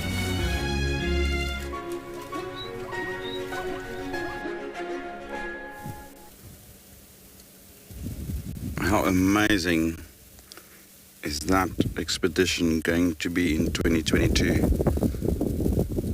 The Masai Mara. Imagine being there with those hundreds and thousands of wildebeest and perhaps even a male lion like this chasing them. That could be phenomenal. Well, we received a report from one of our colleagues that the old man is lying up in an open clearing, and we were not that far from there, so we thought it would be a great idea if you can join us watching him sleep like he usually does.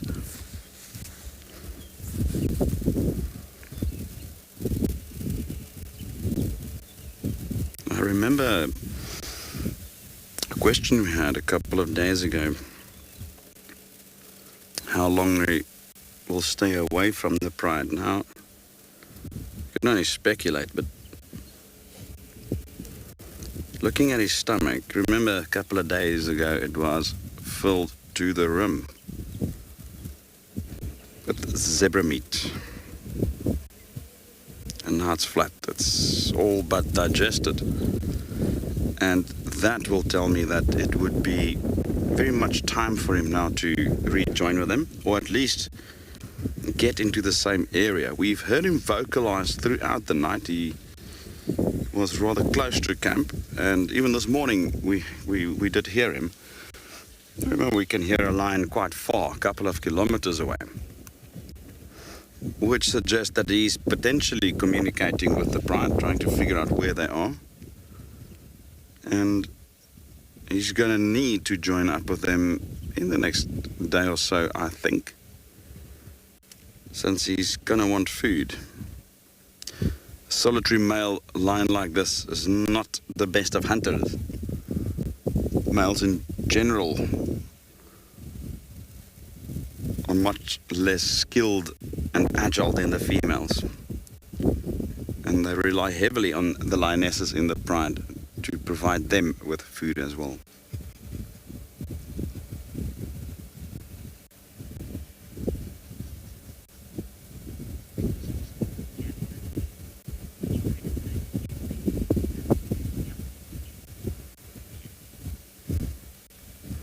Good morning, Jackson. I love that question. I'm gonna break it down again, which is usually my style. In terms of mammals or large predators, hands down leopard for sure, in my opinion. Cheetah and wild dogs, very good camouflage. I mean, lions, if you look at the coloration, it points towards that they will be fairly well camouflaged in dry yellow winter grass, but absolutely hands down for me it would be leopard.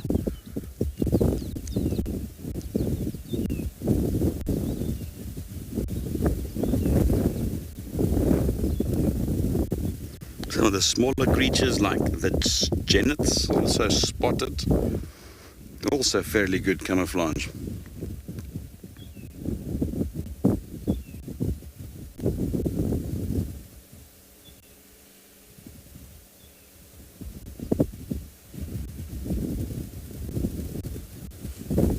I would put my money on leopard.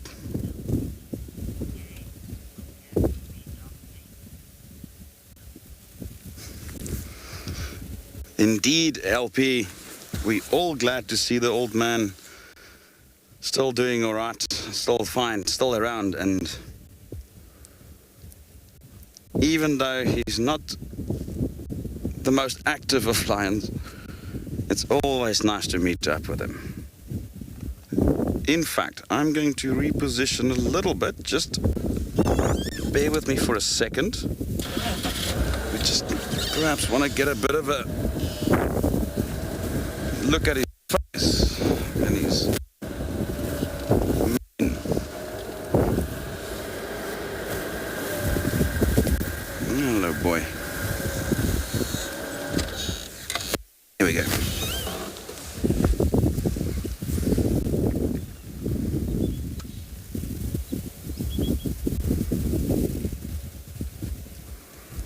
It's the size of those paws are just, it's frightening in a way. There's so much power behind that.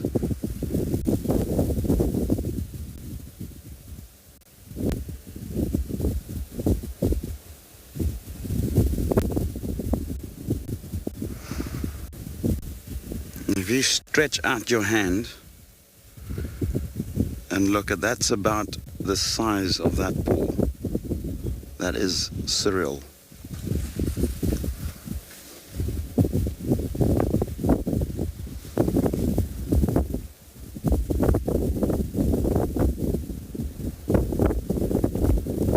I once witnessed a large male lion get hold of a hyena after a really intense short battle over food. And he had to make a statement. He was surrounded by about 6 hyena, and they were starting to overpower him and so forth. And it's almost as if he made a statement. He got hold of a hyena, and with literally one single hit on the back with that paw, he broke the hyena's back. Very graphic sighting that I had, but it had the desired effect, and these hyenas just ran. And they realized that even though they outnumber the male lion, he meant business. He's not going to relinquish his food to them. And it's just a reference to that incredible brute strength and size of an adult male lion. Just incredible.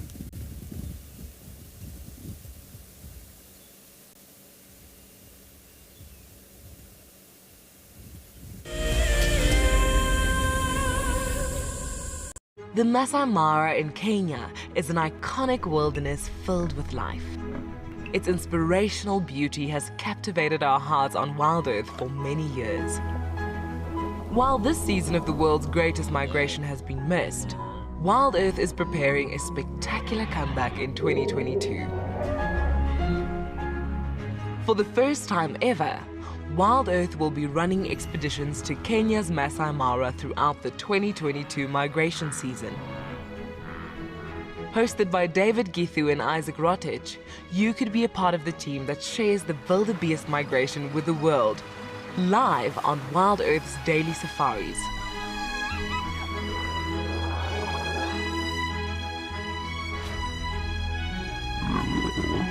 If you're interested, then head over to our website to find out more.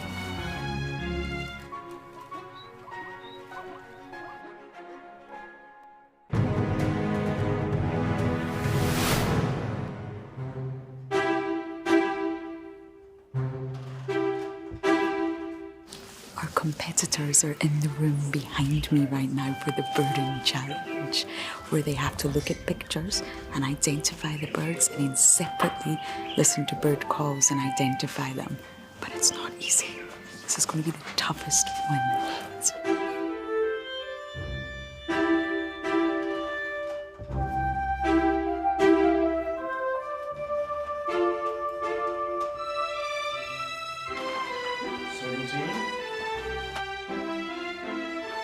here we have the previous year's winners. You can see they're trying to see if they can remember all the answers, and look at them taking a sneak peek.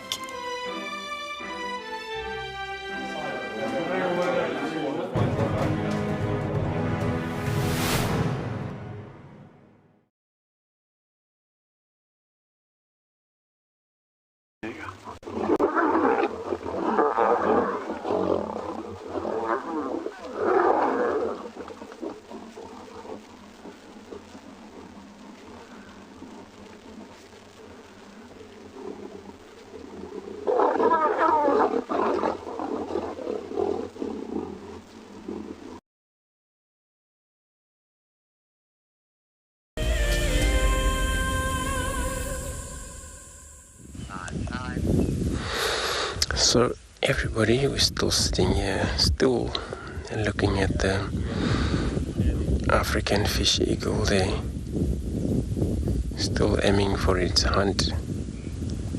They can be very patient sometimes, wait for so much longer for something to happen. So now all they're waiting for is possibly a movement of fish, because so many of catfish, on all the even frogs. That bird is even seen feeding on these terrapins, the water bird's eggs, if it's ever around. So they can go for various species of food around here. But the fishes is the first class, where they mainly, and that's why they stick around in the watering hole. And I always love to be solitary that way. So you found the other one somewhere else. It's quite a lot of watering hole here, so they have to be well spread around a little bit for their own hunt.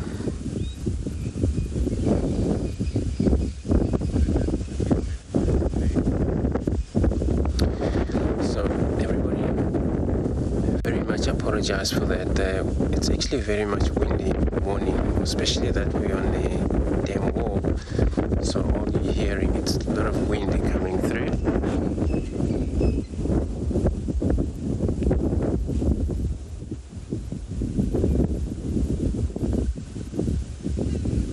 It was just so nice when we were sitting right in that quarantine area. There it seems to be, it was so cool.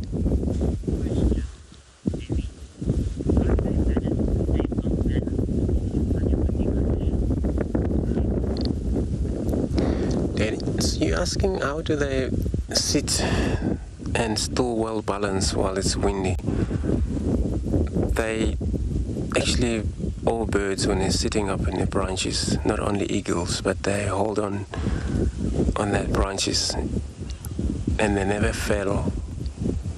So what they do, they may just the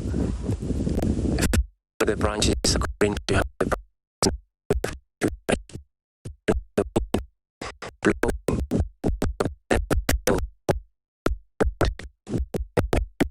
trees just like that. They've actually, especially eagles, they have very strong talons when they hold up in the branches.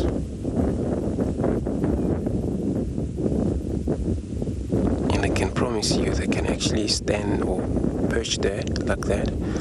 Even in the heavy rain sometimes, they have to focus on what is floating around the water. They're fish eagles.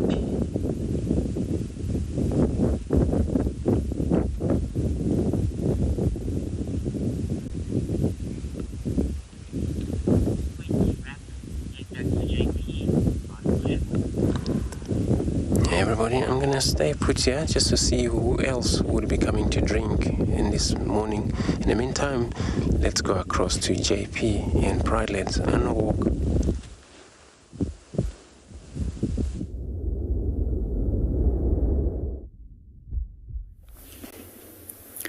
Welcome back to Bushwalk. At the moment, we are looking at a beautiful tree wisteria, which is also known in Afrikaans as a vanwykshout. It's also quite often confused with an exotic jacaranda tree, which is growing throughout many parts of our country.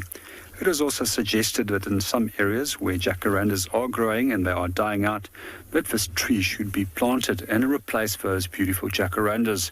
There's an interesting story that I've learned so many years ago, and that was about students in Johannesburg and Pretoria, because normally when these flowers start forming on the tree, it's right at the same time as that the exams of these students will be occurring. And they said if you haven't started studying by the time that these flowers are on the tree, it's already too late. As you notice, there's also a large number of bees that are associating with this, busy feeding on the nectar and at the same time pollinating these flowers. I'm standing quite a distance away because I'm highly allergic to bees, but at least the camera can get a little bit closer. So a few other things that I find particularly interesting with the Afrikaans name for this tree, vanwykshout. It's named after, or believed to be named after, a carpenter. There's a few interpretations that says that it was actually named after the carpenter which was building wagons for the once president of the South African Republic, which came to an end around by the late 1890s. Wood is also incredibly hard, which makes it perfect for mine props as well as for other building structures such as kraals, where you want to last for quite a long time, as termites battle to feed on this incredibly hard wood. There's also a number of other medicinal uses for this plant, and as far as I can remember, the roots also have a role in treating some stomach ailments. But for me, it's just absolutely stunning flowers.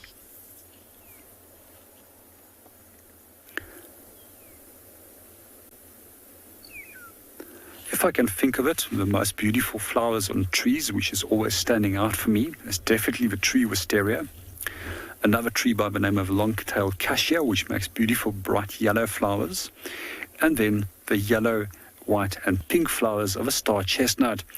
And the flowers of the Impala lilies. Those are probably the most beautiful flowers that I know out here. One of the most unique flowers that we often find in this area directly after fires is a white little lily, which is known as a spider lily. And in Afrikaans, it's aandblommetjie, which means evening flower, as it normally only lasts for a day or so.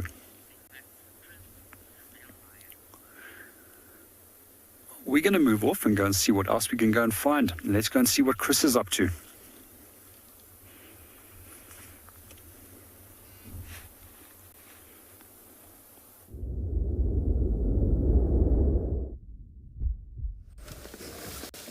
Amazing that wisteria tree that JP just had. Such a lovely tree when it's in flower. Beautiful violet purple flowers. We're back with Darkmane, and he's not moved at all. No surprises there.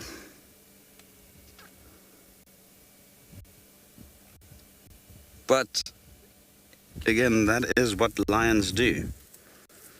You can sleep up to 20 hours each, 24 hours, 20 hours a day. I mean, it's some sleeping.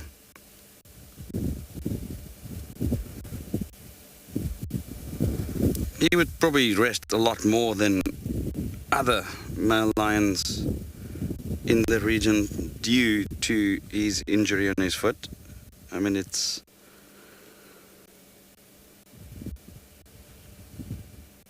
obviously an injury that one clearly sees hampers him a little bit, but he's doing okay. There's no need to worry. It's there in its nature, and there's nothing that could be done about it, really.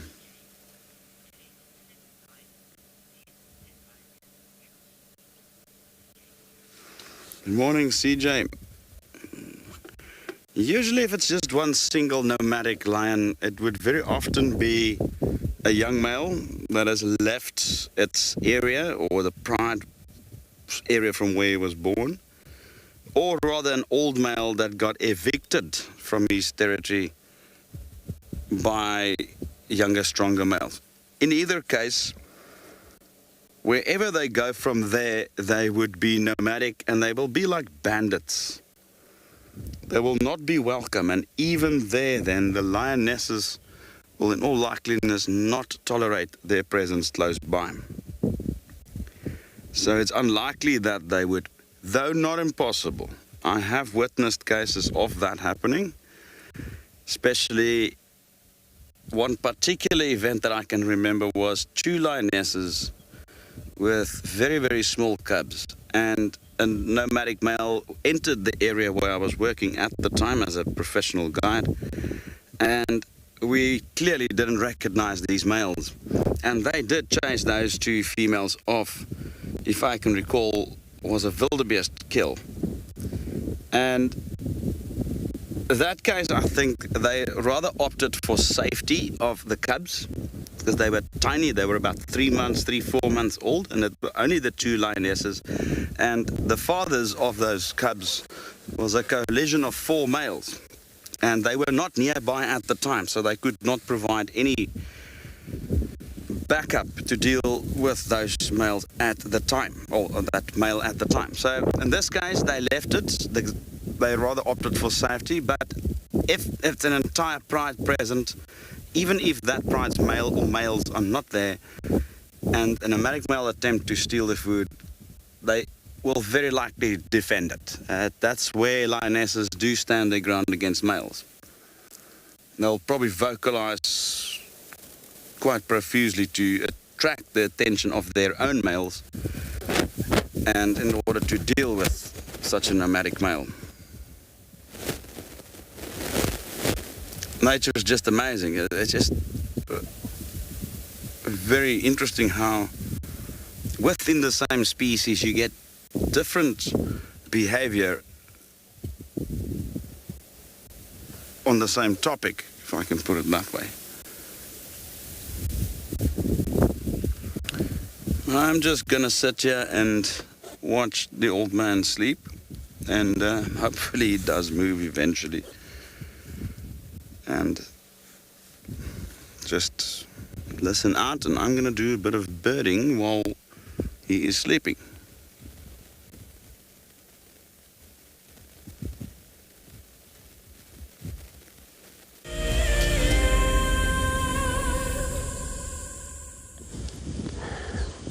So we sitting here, still at the dam. The wind is still picking up a little bit. And all we see now, the Impala started to arrive, take their first sip of the day. Perhaps they haven't actually drank. I doubt that they actually been drinking all night, because they won't be very much interested on going near water in the dark. But here they come in. It's quite a number of them. Perhaps more of them are still to come down. And this is when they would spend maybe entire day on the far western side of this dam, in case there is a need for water again later. And they always drink, graze. Some of them would probably just lay down, chew a card.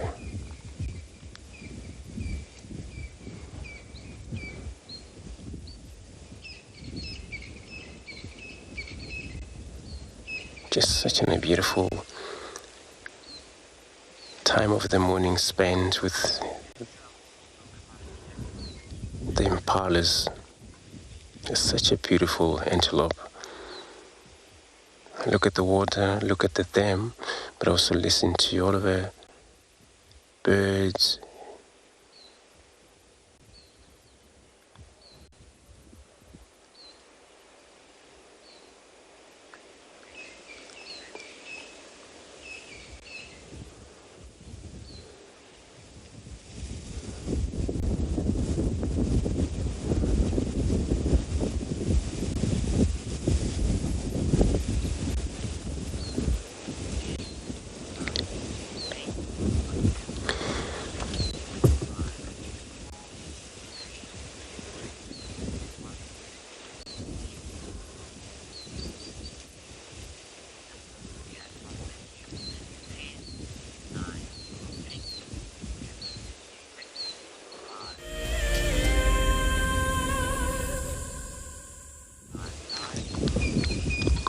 So the Impala eventually they have shown up into this very beautiful Gari Dam. Now some of them already taken that drink, but they would probably stick around near the water here, where it's windy this morning. Oops, we got a visitor in this dam. The hippo.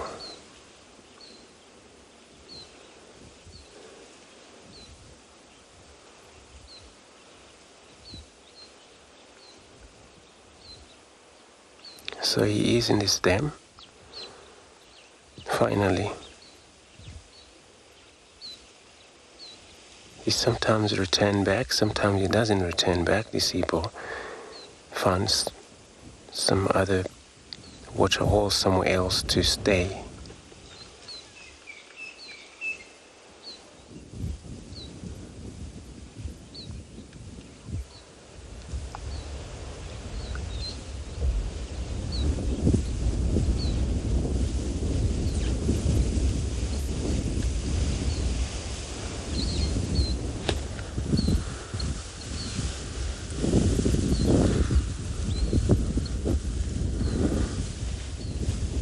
So now they're on the northern side of the dam, so they perhaps make their way on the western side of the camp or the dam itself. It's quite a nice open area there for them to spend a day.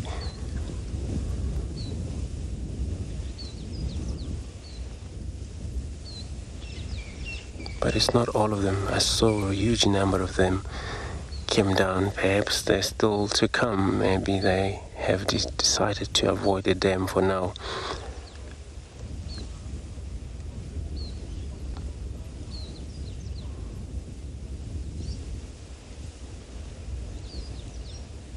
And some of them, their skin has actually fixed due to the warm condition that is about to take place. Some of them are still a little bit fluffy.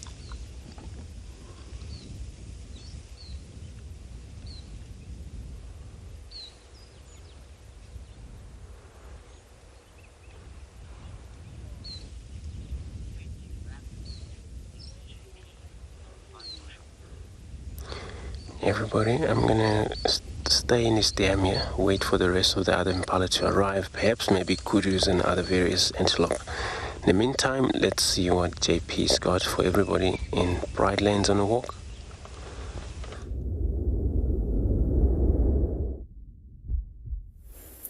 Welcome back to Bushwalk. We just found a locust, and it looks like a brown locust, what we have located here. There's a number of different species of locusts and grasshoppers throughout South Africa. However, this species is quite well known for forming quite large groups and swarms, and they're known to also strip agricultural lands at time. What I find particularly interesting is that birds of prey used to keep them in check. However, with outbreaks of large swarms, they were often poisoned, which indirectly led to the poisoning of the birds of prey as well. And in the next season, with the lack of birds of prey, the problem was even more compounded in terms of numbers.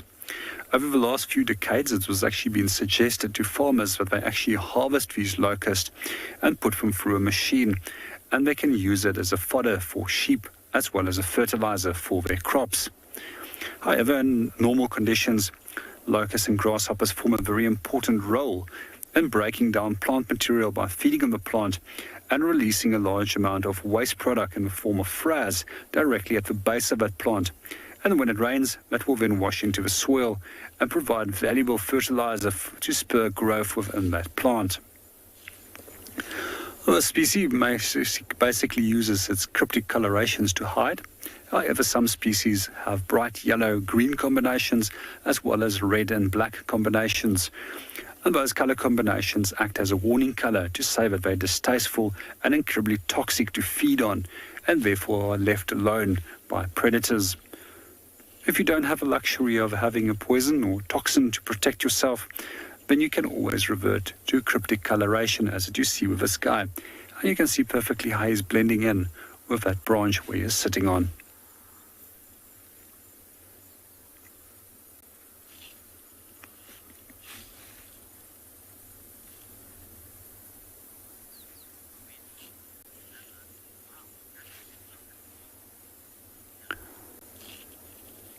Good morning, horse lover, and welcome to the show. Yes, it is absolutely a large locust. There's some of them that actually gets bigger. The grey locust, which is also known as a rain locust, or grijs, which we sometimes find in this area, which starts calling just before the rains come. But what I do find impressive is when these specific species start forming swarms, and they can form swarms that are in their thousands and literally block out the sunlight.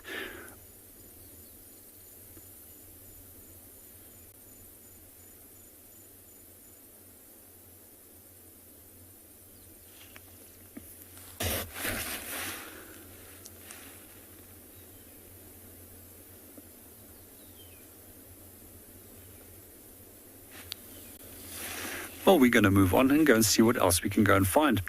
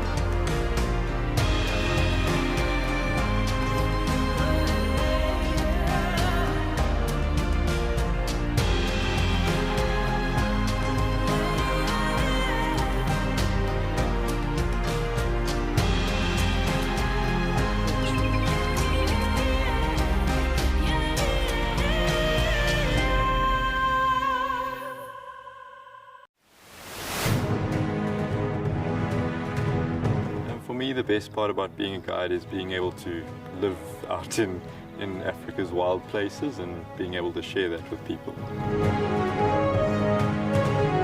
Of all the challenges, for me, the one that I'm probably the most comfortable with is the game drive. I think that's what I do most days, so that would probably be what I feel like I'd do the best at.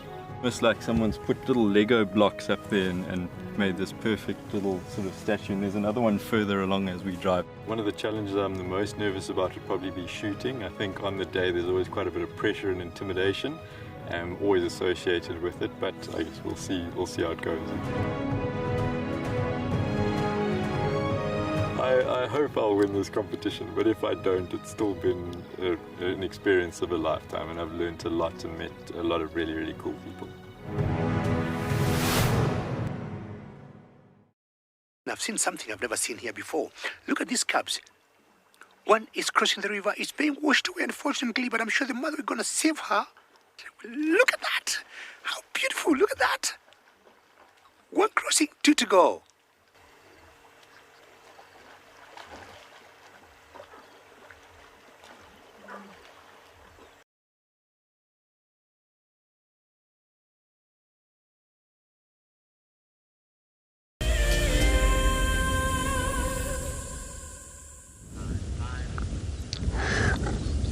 So everybody, we're still sitting here looking at the impalas making their way now.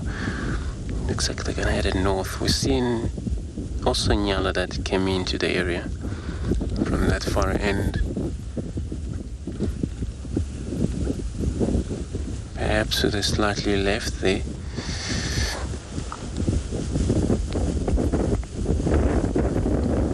It's actually male Ngala we've seen. He's with an impala, so there's nothing would go wrong. They still love to be together. They're all antelope.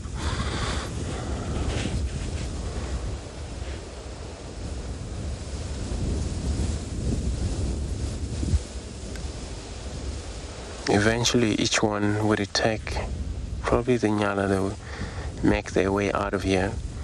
That was all about maybe drinking, and they will perhaps go back to the thick bush because they mean to be spending a lot of time in a drainage line system, rivering those Ngalas and all the bush bark species. especially when it's windy like that.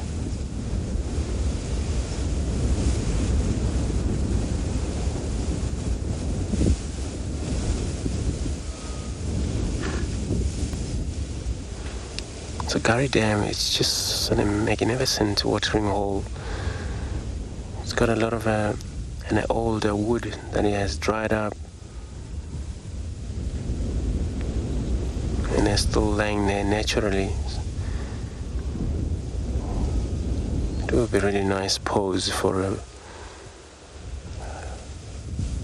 these herons, these African fish eagle when they hunt. They're able to sit on those. Look at that Ngala walking across the middle of the Impala. There's a female Ngala, or a bunch of them coming from the right, approaching in.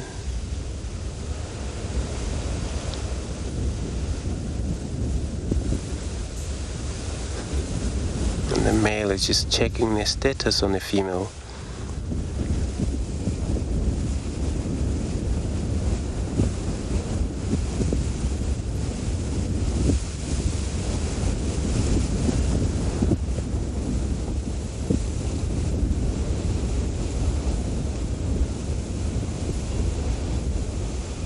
Can tell how the difference is for these Nyalas, a male and a female, so it's far different in color. You wouldn't even, if you don't know them, you would think there are two species there, but they're all Nyala species.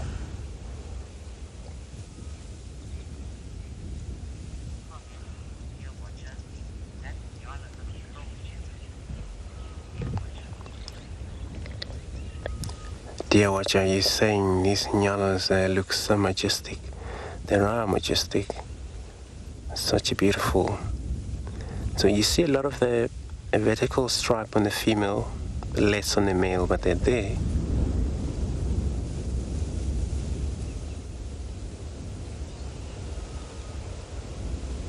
And this stripe, they can be very unique sometimes, not all of them are the same number.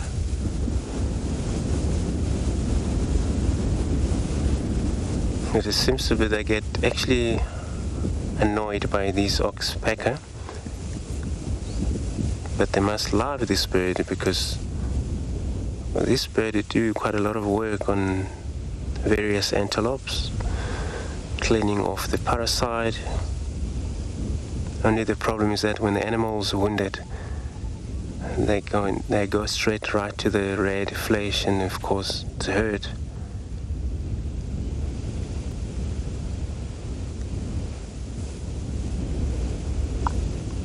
Black lap smith wing there, moving across to the left.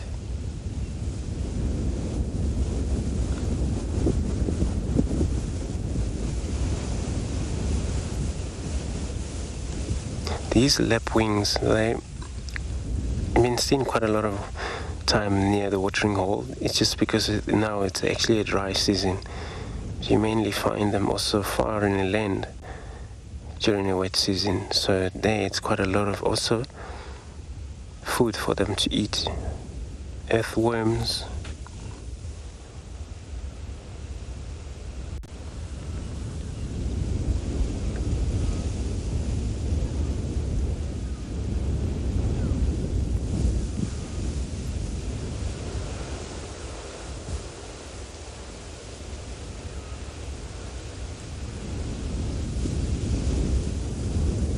Just so cool. Whenever got a lot of antelopes in the same place, you gotta see a few different species of birds, starlings, and they may follow this animal.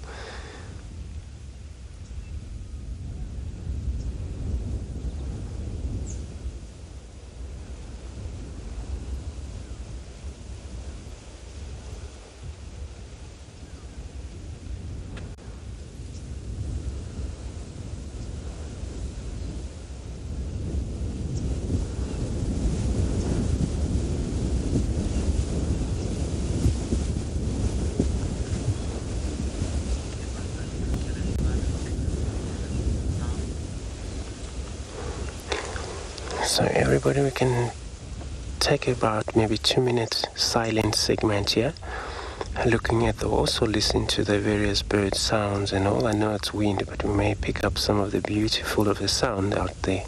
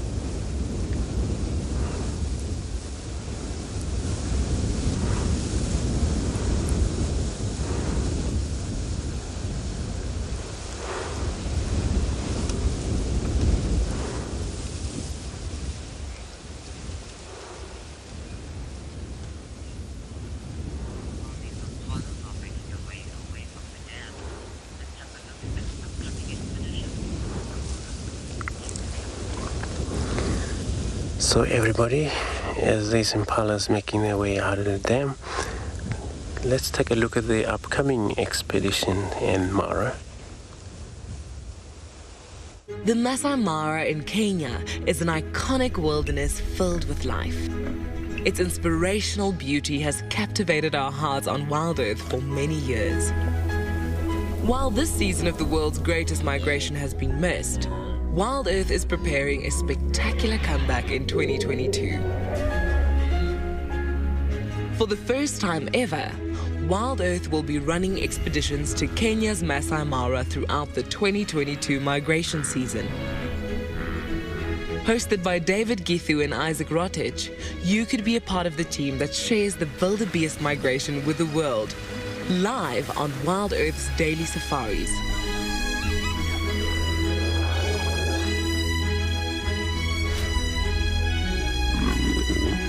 If you're interested, then head over to our website to find out more.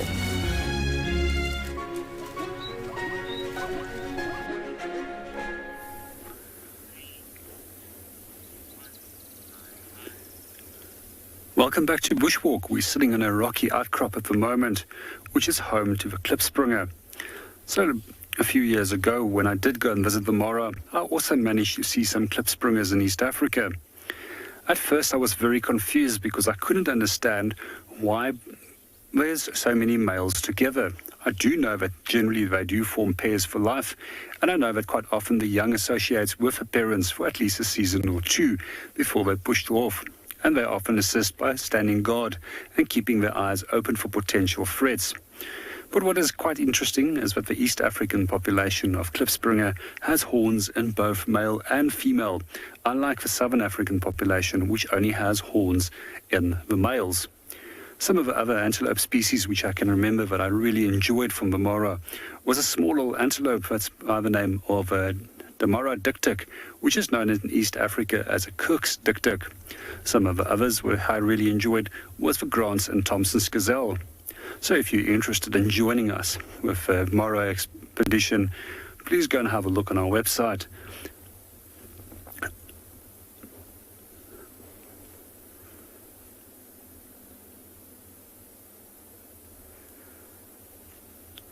We're going to sit here a little bit longer and just see what happens. In the meanwhile, we're just going to pan out and let you enjoy the landscape.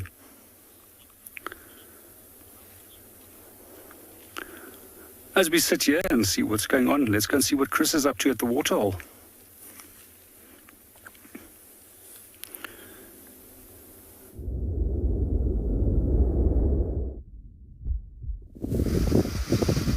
Well, we decided to come and find our own waterhole. And we were just looking at a couple of lapwings around the water's edge. And suddenly this very old buffalo, solitary buffalo bull just appeared out of the woods. He's going to have his morning's drink. Stunning. You can just see how those horn bases, or bosses as we refer to, very well developed, very, very, very worn, very hard. All the hair is gone. That is an old buffalo bull. And that is the fella that you do not want to mess with. The bone collectors.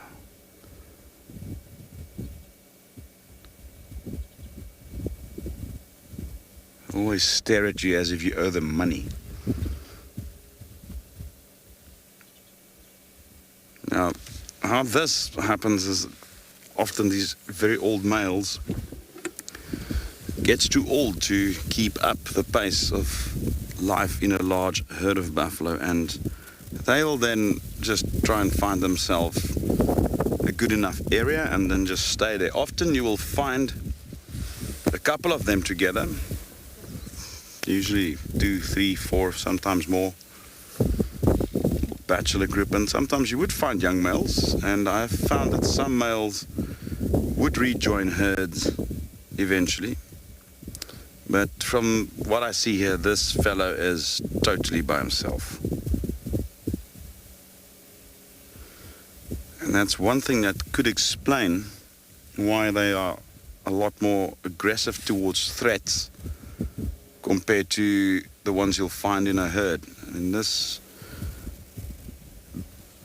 being alone makes him a lot more vulnerable to attack by lions. If you can recall last week when we had that lovely interaction between the Djuma Pride and that very, very large herd of buffalo,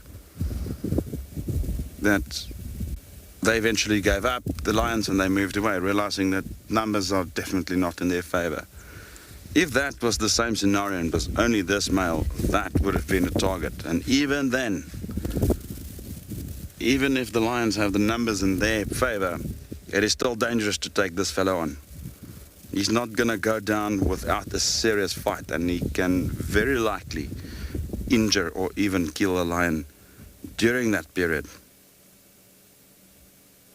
I have a very sad event where one of my favorite lionesses elsewhere where I was stationed was mortally injured during such a buffalo hunt, taking on exactly an old male just like this.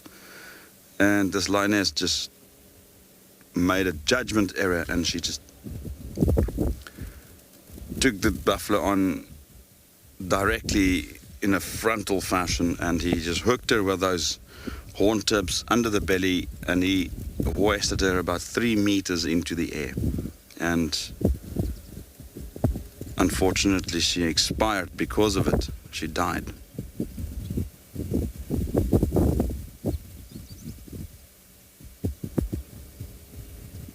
I've got a very, very healthy respect for these old buffalo bulls, especially when I'm out walking in the bush.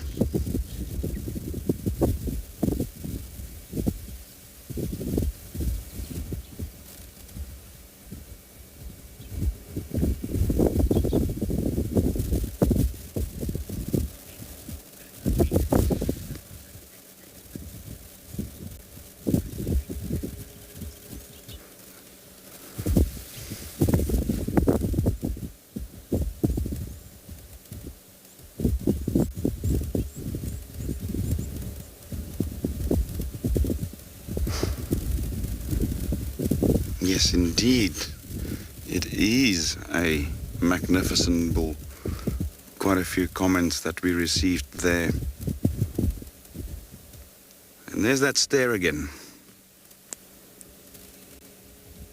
Look, he's not annoyed by our presence. We're a good 100 yards away from him, which is not, and normally the vehicles don't really bother them that much. As it's not a shape that they associate with danger or predation or anything that should harm them. On the other hand, if we do walk around, the human shape is something that they do recognize. Since we tend to forget that we also a species that once lived out here in the wild. And animals instinctively recognize us as a threat, as the apex predator. And they have that inherent fear of us.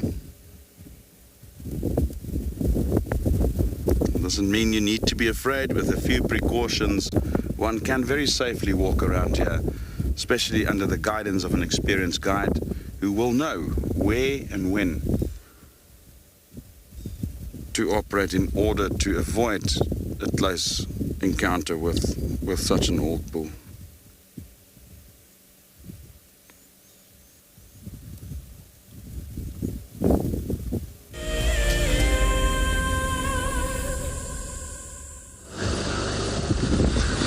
So everybody, I'm on a bamboo again, searching for anything we can find before we close down. So I'm hoping to find maybe in the last minute cat, if I'm lucky. But if not, anything that we come about along the road or we spot it, we're able to put on the frames for everybody.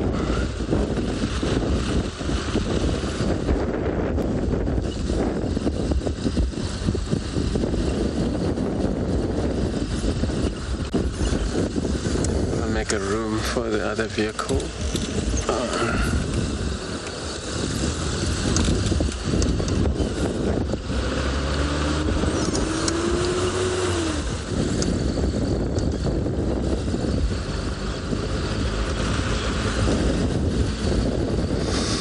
So this is the northern boundary where we're checking. Actually, I haven't been here. Yesterday I wasn't around in this area, so if there's any tracks that would be for a cat, for example,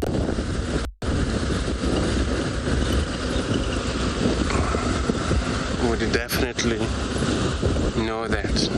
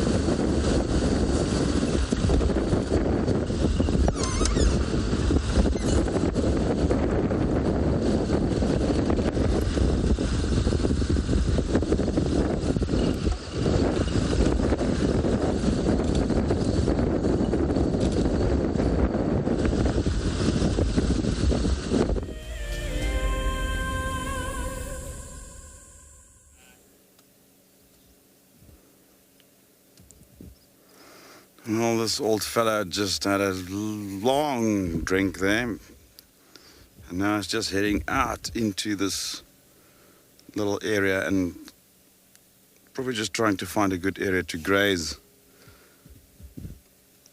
If he's had enough, he'd probably head into one of these drainage line areas where it's first of all going to be cooler.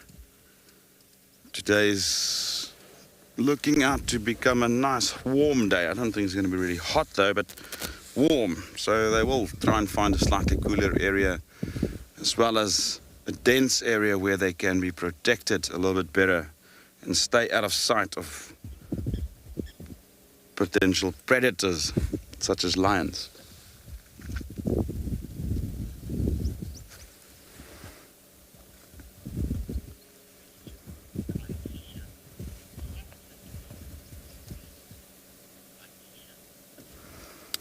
Good morning, Waikisha.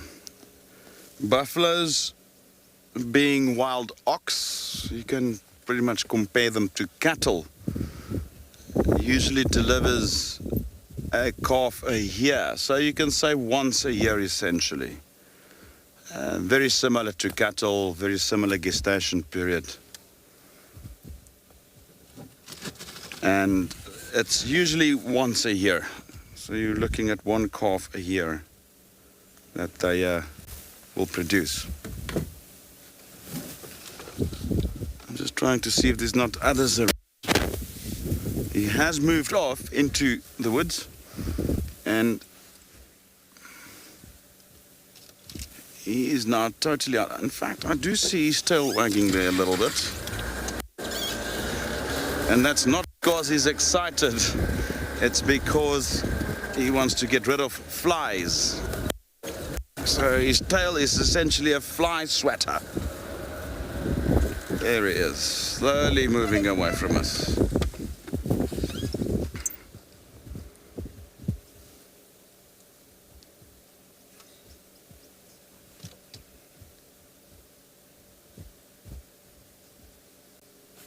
Just going back to that question about how often they breed, remember that most hoofed animals have also fairly long gestation periods, and it takes about a couple of months for their young to reach a stage where they are not as vulnerable anymore. So most antelope and large hoofed animals often produces one offspring annually. And there's the stare again, and I'm just going to stare back at him for no specific reason other than just enjoying it.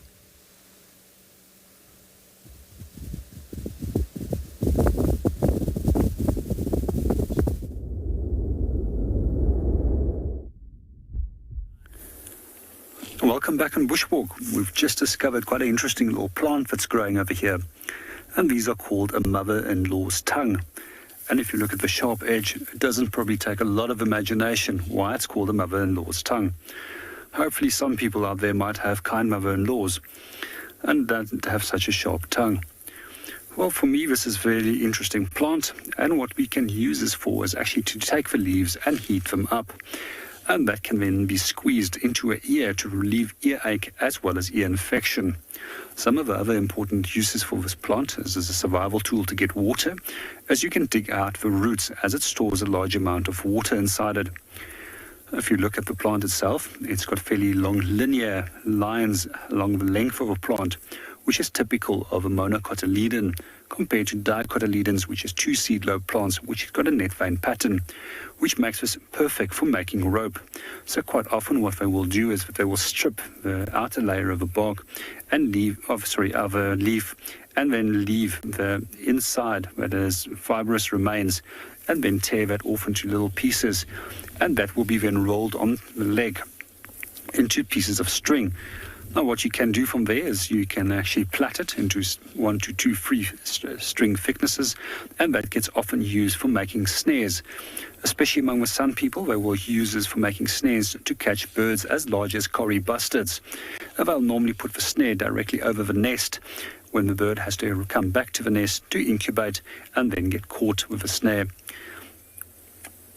I also find it particularly interesting to watch weavers, that they will often tear off little pieces of this leaf along the length and then use that for weaving their nest. And pretty much in the next month or so, we'll most likely see a lot of new nests being built. It's already getting much warmer, and it seems as if most birds have already started going into their breeding plumage. Some of the birds I've seen going back into breeding plumage, some southernmost weavers, some village weavers, as well as thick-billed weavers that have developed that beautiful chocolate brown coat of feathers that they have. Well, we're going to move on and go and see what else we can go and find.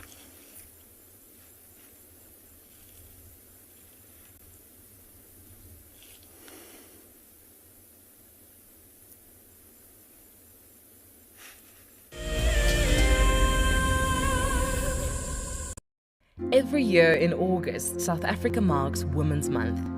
WildEarth would like to acknowledge and thank all the amazing females who have worked tirelessly to share our nature with the world.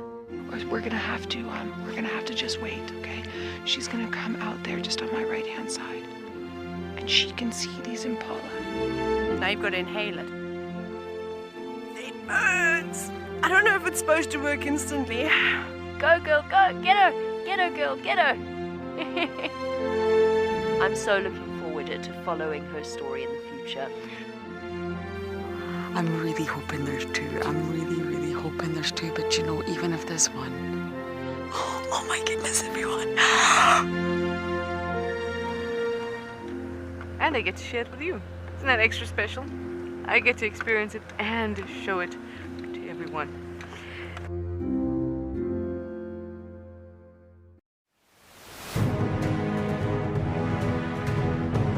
Guiding as an industry has become, over time more and more professional and more recognized as a profession rather than just a hobby. And so to be recognized for that professionality is really kind of it's humbling, really, to be able to say that.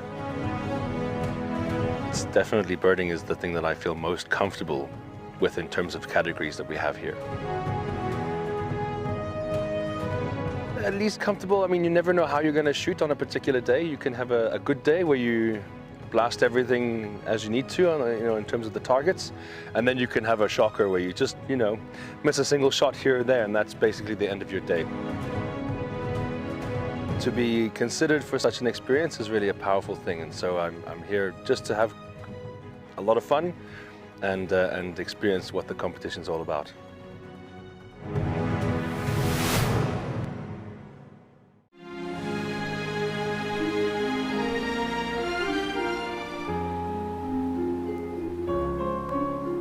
You are cheeky. That was a brave decision.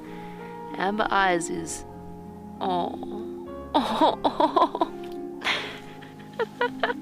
That is so magic.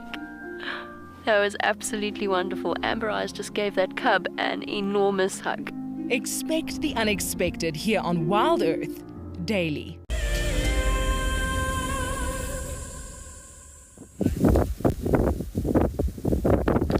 Having a little stare down with our buffalo after we followed him into the woods here, and he has let us know that that is where you need to stay.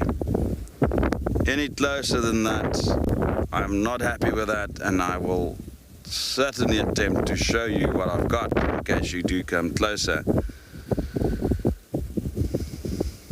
One of my personal favorites to view is these old buffalo bulls. We call them Dagga boys. Now, Dagga is a name for mud in one of our languages in South Africa, and it also applies to cement. But these old boys, they often go and wallow themselves, and they often have this mud covering on them. And often these dry pieces of mud that's falling off them and often visible, and hence the name Dagga boys. There's also some legends that it also refers to the old days where builders will, people who work in construction were always had the guy who mixed the cement, and they were also called the guys with the Dagga. And they were often the most respected in the building team, and they often had certain privileges, and they were usually the elder of the staff. And that is in a way so similar. You have to have a very, very healthy respect for these old Dagga boys. Because they've been through a number of battles in their lives. They just want to grow old, and they just want to be let them be by themselves. They're not very social, and they'll let you know. That stare tells you. I might be old, but I still have quite a bit of weaponry to my disposal.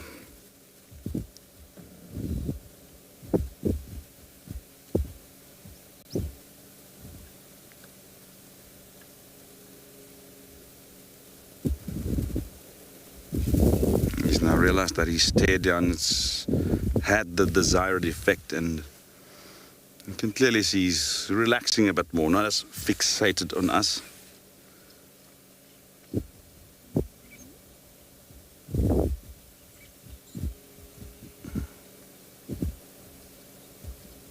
It's got a bit irritated with that oxpecker.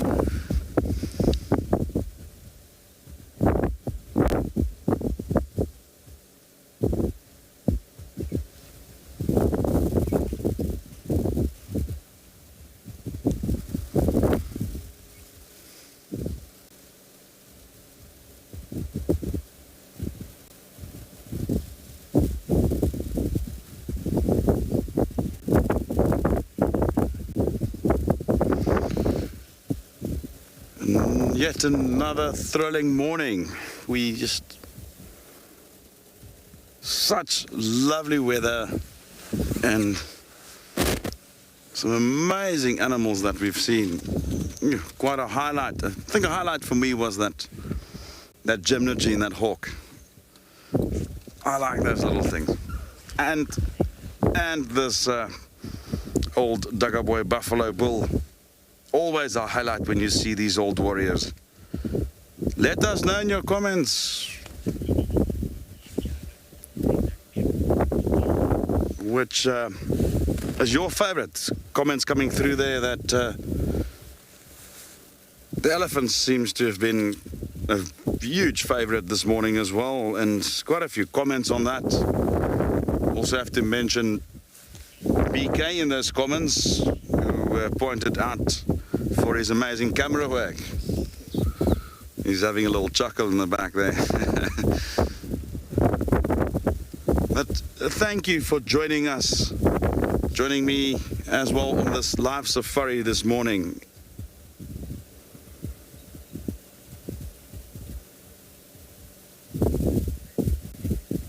It was surely one for the books, and one that I will personally remember.